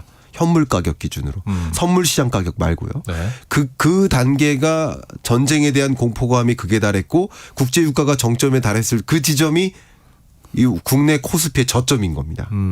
정확히 그렇습니다. 네. 그러니까 지금은 종전에 대한 기대감이 반영되면서 국제 유가가 많이 내려와서 100달러 언저리에 머물고는 있어요. 그러나 종전 여부를 떠나서 전쟁이 시작되기 전 단계 65달러였거든요. 그 단계로 회귀되지 못하고 있는 상황. 여전히 고유가가 지속되고 있는 상황. 이렇게 정리할 수 있겠습니다. 그러니까 유가가 또 물가에 끼치는 영향이 크다고 하잖아요. 네. 국내 그 3월 생산자 물가가 1.6% 급등했다고 하는데 이게 네. 또 4년여 만에 최고 상승률이라면서요. 그렇습니다. 제가 이 부분 강조하겠는데요. 아나운서님께 제가 되질문 드릴게요. 예. 상식이지만 우리 몸을 구성하는 70%가 뭡니까? 물입니다. 근데 우리 주변을 둘러싼 70%가 뭘까요? 그게 원유입니다. 지금 우리가 뭐 입고 쓰고 하는 지금 입고 계신 이 조끼도 조끼. 원유로 만들고요. 우리가 신고 있는 신발도 원유로 만들고요. 제가 앉아 있는 의자도 맞아요. 제 발이 딛고 있는 바닥도 이 건물도 모든 게 원유로 만들어요. 뭐 병원에서 쓰는 주사기조차도 뭐. 그렇습니다. 그러니까 70%가 원유로 어쨌든 만들어진다. 그러면 국제 유가가 치솟으면 당연히 쉽게 말하면 원유를 가지고 만드는 비료 가격이 올라요. 그 비료 가격 오르면 식료품 가격 올라요. 그렇죠. 사료 가격도 올라요. 예. 그럼 사료 가격 오르면 축산 소고기, 돼지고기, 닭고기 가격도 올라요. 그밖에 이 원유를 가지고 우리 주유비 걱정하시는데 나프타 공급이 부족해져요. 나프타 가격이 올라요. 그러니까 이런 섬유 가격도 올라요. 페인트 가격도 올라요. 타이어 가격도 올라요. 자동차 부품 가격이 다 올라요. 한때 또 쓰레기 봉투 뭐 없어진다는 얘기도. 쓰레기 봉투는 저는요 걱정의 대상이 아니라고 하는 사람이에요. 너무나 심각한 걱정거리가 많기 때문에 종량제 봉투는 뭐 심각한 상황이 오면 잠깐 종량제 이 적용을 잠깐 일시 중지하자라는 조치를 취할 수도 있는 것이기 때문에 사실 가장 극단적인 걱정 사항이 아니라고 봅니다. 극단적인 걱정 사항은 나프타 공급이 완전히 부족해져 가지고 예를 들면 요소 공급 부족 사태. 그러면 요소 가격의 문제일까요? 요소 공급 절대량의 부족 사태일까요? 후자죠. 네. 그만큼 나프타 공급이 부족해지면 우리 제조업이 다 멈춥니다. 그럼 비닐, 플라스틱 생산이 멈춥니다. 그럼 어떤 상황까지 내몰리냐면 우리 쌀 사자잖아요. 쌀을 되로 사옵니까? 아니에요. 비닐봉지에 담겨 있어요. 라면 사잖아요. 라면 비닐봉지에 담겨 있어요. 우리 식수 공급해야 됩니다. 근데 다 플라스틱에 담겨 있어요. 그렇죠. 그러니까 이게 일파만파 비닐 공급, 플라스틱 공급, 용기 공급 부족으로 나타난다면 제조업이고 뭐고 우리 경제가 완전히 마비 상태에 옵니다. 그게 오일 쇼크의 단면이에요. 그러니까 제가 걱정하는 것은 이 중동 전쟁이 장기화돼서 결과적으로 오일 수급이나 나프타 수급에 차질이 빚어졌을 때 그것은 단순히 정유 산업이 아니라 일파만파 퍼지는 나프타 쇼크로 이어지는 4차 오일 쇼크로도 이어질 수 있다. 이 부분을 저는 가장 우려하고 걱정하고 있습니다. 그래서 뭐 정부에서도 이제 다방면으로 열심히 이걸 대응하기 위해서 뛰고 있는데 그렇습니다. 이게 막을 수 있는 여력이 언제까지냐도 좀 이 전쟁이 길어지면서 걱정이 되는 것 같아요. 네. 막을 수 있는 여력을 어디까지로 정의 내리느냐에 따라 다르지만 뭐 죄송한 표현이지만 이미 나프타 쇼크는 벌어지고 있습니다. 실제로 나프타 가공 물량이 20%로 줄었고요. 네. 줄다 보니까 생산 시설이 가동이 멈춰요. 여수화학단지 같은 경우는 그냥 완전히 올스톱입니다. 네. 그러면 여수화학단지가 멈추면 그 인근의 지역 경제는 어떻게 될까요? 식당, 편의시설 다 제대로 운영이 안 되겠죠, 뭐. 그리고 그러면 그 생산되는 원자재 부품을 납품하는 물류업계도 멈추고요. 그걸 가지고 생산하는 2차 생산품, 부분품 만드는 업체들도 다 문 닫고요. 지금 이게 오일 쇼크, 우리가 반도체 실적은 역대급 초호황이지만 사실 반도체가 모든 산업은 아니잖아요. 전체 경제는 아니잖아요. 상당 비중을 차지하지만 그밖에 나머지 산업들은 상당히 어려운데 특히 이 오일 쇼크적인 단면이 일어나고 있다. 더 최선을 다해서 추가적으로 공급 차질이 일어나는 것을 막고 중장기적으로 이런 일이 다시 되풀이되지 않도록 하는 구조적 대응책도 같이 마련해야 되는 시점이라고 좀 강조하고 싶습니다. 네. 조금 분위기를 좀 즐거운 이야기로. 네. 어제 이제 SK 하이닉스 실적 발표가 있었고요. 1분기 영업이익으로 37조 6천억 원 기록했다고 보도가 나왔던데 이게 얼마나 큰 규모입니까? 그냥 말 그대로 이루 설명할 수 없는 그냥 역대급 실적이다. 그리고 뭐 이런 실적이 또 나타날 수 있을까 하는 의문이 들 만한 기적적인 실적입니다. 이 기적적인 실적이 보통 이제 제조업의 영업이익률을 놓고 봤을 때 뭐 20% 정도면 돈 잘 번다. 뭐 이렇게 표현해요. 네. 근데 SK 하이닉스의 영업이익률이 72%입니다. 야, 20 몇 %가 잘 벌었다고 하는 건데 그 돈 정말 72%가 나왔다. 예, 돈 정말 잘 번다는 반도체 업계 경쟁사들과 비교해도 TSMC의 1분기 영업이익률이 50%대고요. 삼성전자의 영업이익률이 40%대인데 네. SK 하이닉스의 영업이익률이 72%다. 이거는 정말 어마어마한 영업이익률을 발표한 것입니다. 또 비교했을 때 지난해 대비 엄청나게 그 영업이익이 늘었더라고요. 405%가 늘어났다고 하는데 네. 이렇게 영업이익을 크게 낼 수 있었던 배경, 이유는 뭔가요? 자, 여러분들이 그러니까 영업이익 그리고 매출액이 정말 무지막지한 속도로 급증한 겁니다. 이 408%, 405% 증가했다는 것이 어떤 의미냐면 우리 한국 경제 성장률이 작년에 1%예요. 올해 한국 경제 성장률 기대치가 2%예요. 잘하면. 네. 잘 대응하면. 근데 영업이익 증가율이 405%다. 그러니까 이게 얼마나 큰 성장률인지 여러분 이해하시면 좋겠고요. 근데 영업이익이 왜 이렇게 증가했을까?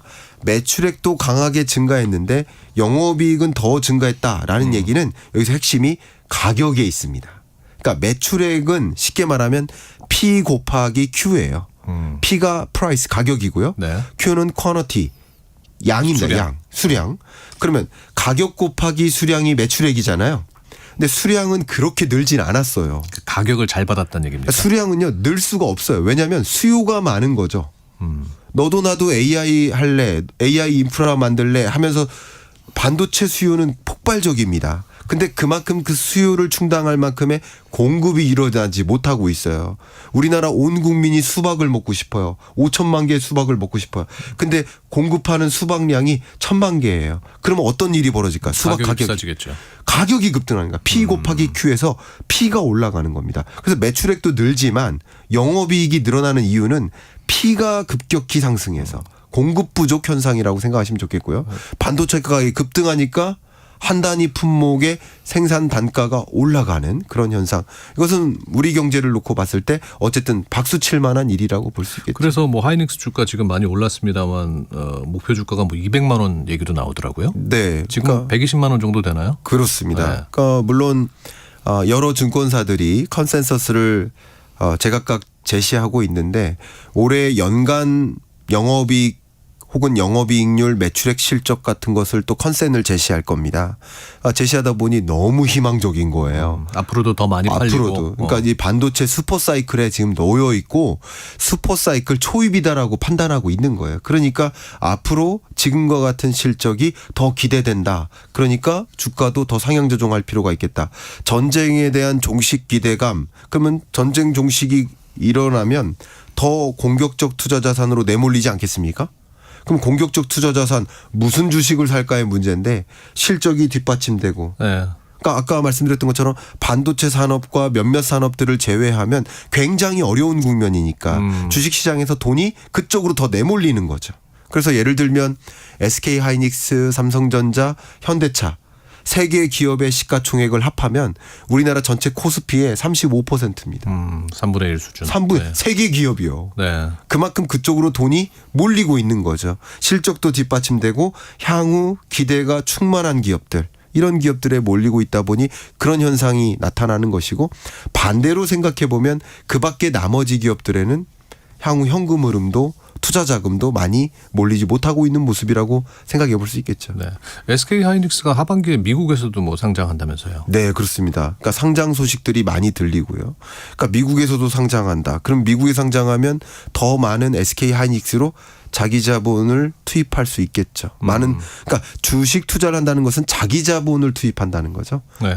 주식을 보유한 자가 자기 회사인 거예요. 쉽게 말하면. 그러니까 자기 자본금이 탄탄해진다는 얘기는 그 자본금을 이용해서 미래 가능성을 더 끌어올리는 신규 투자를 이행할 수 있겠고 반도체 산업이야말로 초격차 산업 아니겠습니까? 누가 기술적으로 우위를 선점하고 다른 후발주자를 따라올 수 없게 만들 것인가. 네. 그러니까 이렇게 자기 자본금이 탄탄해지면 더 미래 성장을 위해서 신규 R&D 투자를 할 수 있고 초격차를 벌릴 수 있으니까 더 기대된다는 것이죠. 그런 부분이. 그리고 말씀하신 것처럼 한 가지 주식시장에서의 이슈가 미국에 상장한다라는 이슈가 있고요.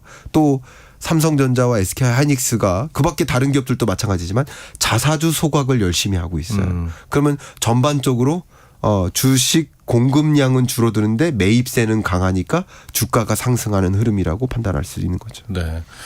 근데 말씀하셨던 그 이 반도체 슈퍼 사이클은 언제까지 지속이 될 것인가? 그것도 한편으로는 걱정, 한편으로는 기대감이 큰 것 같아요. 네. 제가요. 그 여러분께 가장 알기 쉽게 설명드리기 위해서 AI 풀스택이라는 표현을 씁니다. 네. AI 풀스택은 무슨 말이에요? 자, 여러분들은 AI 서비스를 이용하시죠. 아나운서님도 AI 서비스를 이용하시죠. 초보 단계입니다. 그렇죠. 뭐 AI 챗 GPT라든가 네. 클로드라든가 제미나이를 이용한다. 그럼 AI 서비스를 이용하는 이용자인 거예요. 반도체를 직접 구경하셨습니까? 아니요. 그건 아니에요. GPU를 직접 만나봤거나 네. HB 어떤 뭐 데이터 센터 가서 그 데이터 센터를 뜯어보지 않는 한 그걸 직접 보진 못하셨어요. 사진에서는 봤죠. 그래서 사진으로 보죠. 자, 제가 무슨 말씀드리냐면 우리들은 우리 청취자 여러분들도 마찬가지 AI 서비스를 이용하시는 거예요. 맨 위에. 그럼 AI 서비스를 이용하려면 뭐가 있어야 되냐면 그 가운데 단계에 AI 모델이 필요합니다. 그리고 맨 밑에 뭐가 있냐면 AI 인프라가 필요합니다. 네. 그러니까 AI 인프라라는 벽돌, AI 모델이라는 벽돌, 그리고 AI 서비스라는 벽돌이 쌓여져서 AI 서비스를 이용하는 겁니다. 근데 AI 서비스가 지금 시작이냐? 이제 시작했다. 혹은 구조적으로 보면 시작도 안 된 단계다. 라고까지 표현합니다. 그러니까 AI 서비스를 이용하는 우리로서는 AI 서비스 여러분 이용하고 계시지만 아직 시작도 안 됐다. 본격적인 AI 경쟁도 오지도 않았다. 네. 그러니까 AI 모델 경쟁, AI 인프라 구축 경쟁은 이제 시작인 단계인 겁니다. 그런 관점에서 AI 혹은 반도체 슈퍼사이클은 한 3년 정도의 텀이 있는데 그중에 앞부분 한 3개월에서 6개월 정도 온 초입 단계. 슈퍼사이클 3년 정도 기간의 초입 단계에 해당된다라고 분석할 수 있겠습니다. 그러니까 방송 듣고 계신 3544님께서 지금이라도 하이닉스하고 삼성전자 사야 할지 고민이네요. 주변 사람들 모두가 주식 덕분에 돈 많이 벌었는데 예금만 고집하는 제가 너무 뒤처진 것 같다 고민입니다. 네. 이러신 분들 많거든요. 맞아요. 그런 분들이 많으신데 또 더군다나 주가가 이렇게 많이 올랐는데 역사상 고점인데 근데도 주가가 더 오르나요? 이렇게 질문하시고 그런데 뭐 투자에 대한 그 의사결정은 각자가 스스로 하는 것이겠지만 우리가 살아가면서 만나는 짜장면 값도 우리가 살아가면서 만나는 김밥 가격조차 한 번도 최고점이 아닌 것은 없습니다. 떨어지지 않아요. 모든 게 다 오르는 거예요. 네. 그러는 여정에서 뭐가 떨어지고 있는 건가요? 돈의 가치가 지금 떨어지고 있는 여정인 거예요. 네. 그런 어떤 이런 것을 이게 경제학 교과서에 좀 담겼으면 좋겠는데 이 용어를 디베이스먼트라 합니다. 그러니까 돈의 가치가 계속 떨어지면서 나머지 자산 가치, 물건의 가치가 오르는 현상이 지금 벌어지고 있는 건데 계속 최고점인데 들어가야 되나요? 그럼 김밥은 지금이 최고점인데 김밥 가격 더 올라갈까요? 떨어질까요? 같은 개념입니다. 근데 이제 한 가지 또 좀 눈여겨봐야 될 게 뭐 한쪽은 SK 하이닉스는 직원 성과금 많이 준다 그러고 삼성전자는 지금 많이 달라 하면서 또 노조가 이제 파업 예고하고 있지 않습니까? 네. 그러면 혹시 파업에 들어가면은 이게 유무형으로 손실이 많을 것 같은데 여기에 대한 걱정은 없습니까? 걱정이 있습니다. 그러니까 제가 말씀드렸던 슈퍼사이클이라는 개념은 중장기적인 경과이고요. 근데 중간중간에 어떤 걸림돌이 발생해서 한 번씩 조정을 거칠 수는 있습니다. 그 걸림돌로 꼽는 것이 몇 가지가 있어요. 그 중에 하나가 지금 말씀하셨던 삼성전자의 노조 파업입니다. 노조 파업이 실제로 이루어진다면 이것은 삼성전자만의 문제가 아니라 우리 한국 경제의 문제입니다. 왜 그러냐? 자, 한번 증명을 해볼게요. 우리나라 우리 수출로 먹고 사는 나라잖아요. 근데 반도체 수출이 전체 수출의 몇 퍼센트 차지할까요? 23% 차지합니다. 네. 25년 기준으로. 근데 반도체를 제외한 나머지 수출 품목 제가 거론해 볼게요. 휴대폰 반도체 들어가죠. 자동차 한 대에 반도체 평균 300개 들어갑니다. 자동차 부품 당연히 반도체 들어갑니다. 네. 디스플레이 반도체 들어가요. 가전제품 반도체 들어가요. IT 기기 노트북 반도체 들어가요. 제가 지금부터 거론하는 모든 우리나라의 수출 품목 이게 다 합하면 지금 주력 수출 품목이 90% 차지하는데 이 모든 품목에 반도체가 들어가요. 그러니까 단순히 반도체 생산에 마비가 걸린다. 차질이 빚어진다. 그러면 단순히 반도체만의 문제가 아니고 삼성전자의 문제가 아니고 우리나라 한국 경제 자체가 일순간 마비가 걸리는 거예요. 그러니까 이 부분은 너무나 중요한 일이기 때문에 절대 노조 파업의 형국으로 내몰리지 않았으면 좋겠다. 중간에 어떤 공통의 이익을 어떤 접지점 노조 측과 주주 측, 노조 측과 사측 간의 합의점에 좀 도출을 해서 파업으로는 이어지지 않도록 했으면 좋겠다 하는 의견을 좀 드리고 싶습니다. 오늘 시간이 다 돼서 네. 묻지 못한 질문들은 다음번에 또 모시고 듣는 걸로 하겠습니다. 네, 그렇게 하시죠. 네, 오늘 말씀 고맙습니다. 김광석 한국경제산업연구원 경제연구실장과 이야기 나눴습니다. 다음에 또 뵐게요. 예, 감사합니다. KBS 1라디오 세상의 모든 정보 윤인구입니다. 청취자 여러분과 함께하는 상담 코너 시작합니다.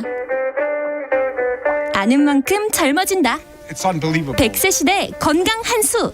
I'll tell you.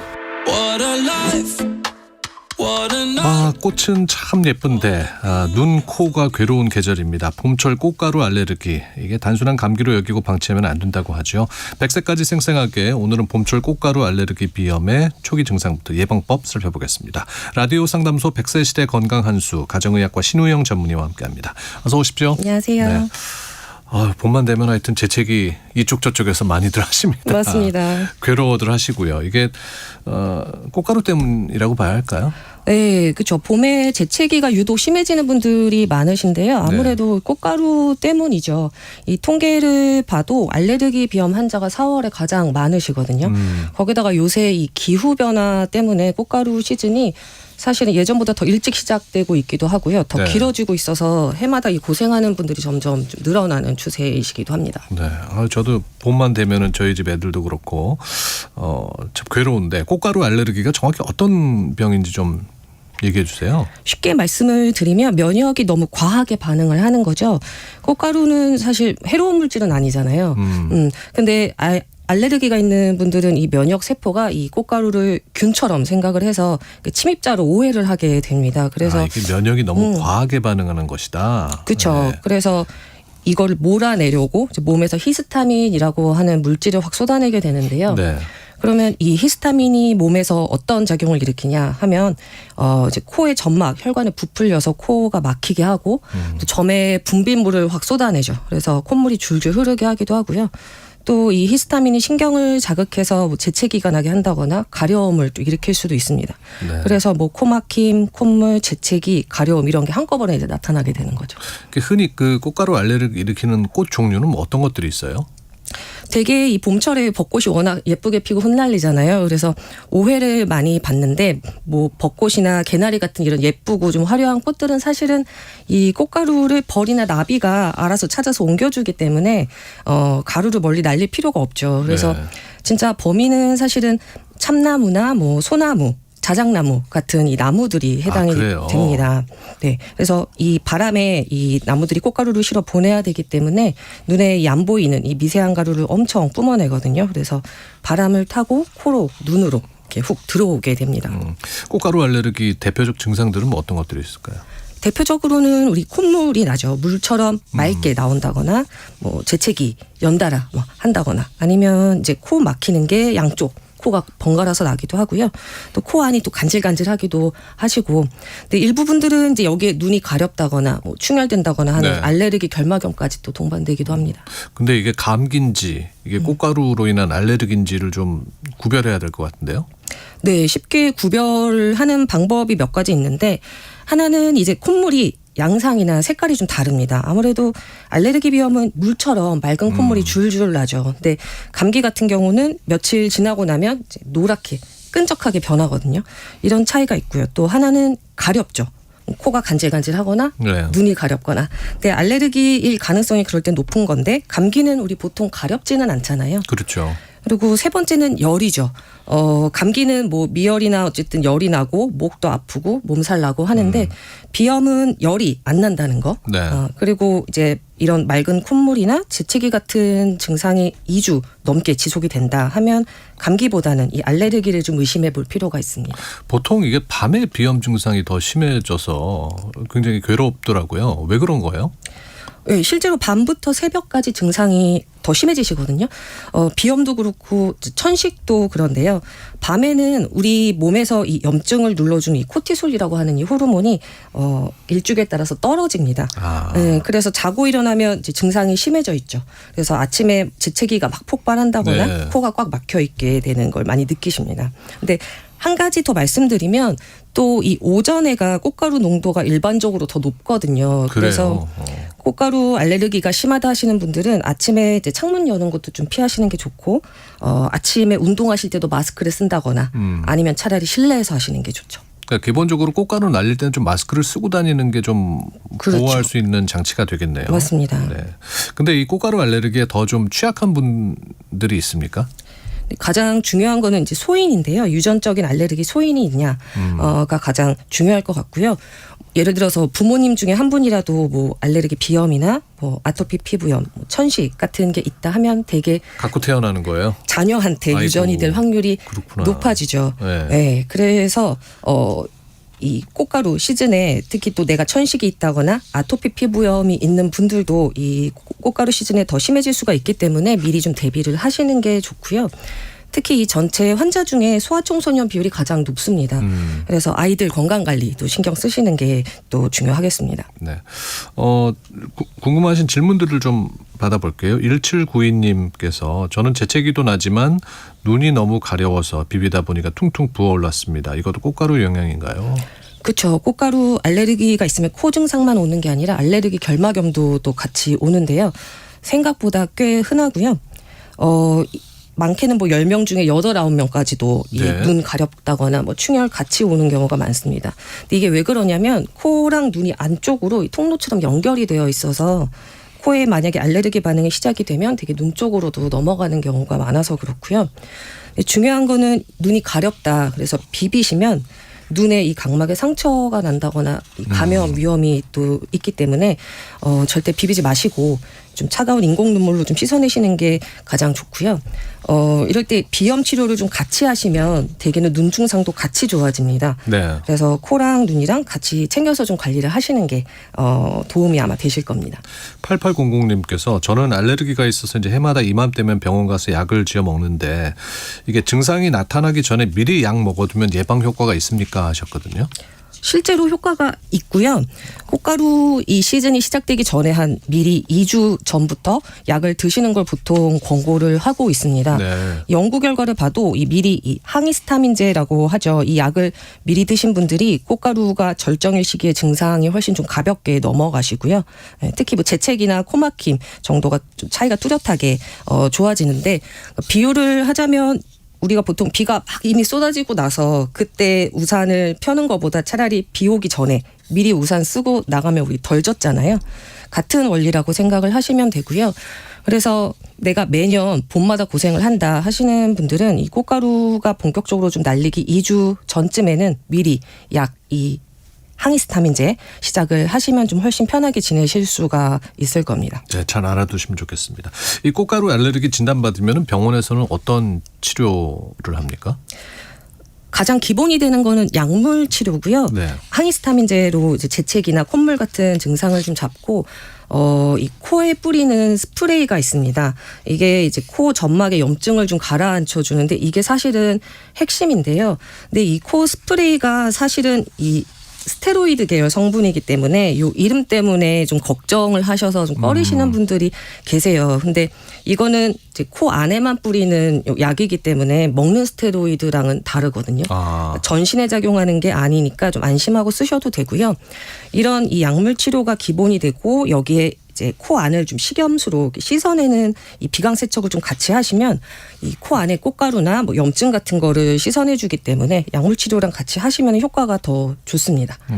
그러니까 무엇보다 이제 증상이 나타나기 전에 막을 수 있다면 막는 게 제일 좋을 텐데 이 꽃가루 알레르기 예방하기 위해서 좀 권장하실 수 있는 방법 알려주신다면요. 예방을 할 수 있는 방법은 일단 첫 번째로는 원인을 차단을 하는 거죠. 네. 외출할 때 마스크 꼭 챙기시고. 마스크 쓰시고. 네, 집에서 이제 외출하셨다가 귀가하실 때도 바로 옷 털고 손이나 얼굴도 좀 씻고 가능하면 샤워까지 하시는 게 좋습니다. 머리카락에 꽃가루가 많이 붙어 들어오기 때문에 그렇고요. 예. 두 번째로는 이제 실내 관리를 하시는 건데 꽃가루가 이제 심한 날은 이제 창문 닫아두시고 환기는 이제 오후 시간에 짧게 하신다던가 하시는 게 좋고 빨래도 되도록이면 바깥보다는 실내에 말리시는 게 좋습니다. 네. 그리고 이제 미리 확인을 하는 게 또 도움이 되죠. 우리 기상청 홈페이지나 앱 들어가 보시면 이 꽃가루 농도 위험 지수를 조회를 할 수가 있거든요. 네. 그거를 확인을 하셔서 만약에 농도가 뭐 높음 이상으로 조회가 된다라고 하면 그날은 뭐 야외 활동을 줄이시면 증상을 좀 많이 예방을 할 수가 있습니다. 네, 올 봄에는 좀 꽃가루 알레르기로 고생하시는 분들이 덜 계셨으면 좋겠네요. 오늘 100세 시대 건강 한수 신우영 중앙대 광명병원 가정의학과 교수와 함께했습니다. 고맙습니다. 감사합니다. 자, 세상의 모든 정보 윤희구입니다. 오늘 순서 마치겠습니다. 앤 머레이의 You Needed Me 들으시고요. 함께해 주신 여러분께 감사하다는 말씀 드리고 여러분의 내일 그리고 주말을 기대합니다.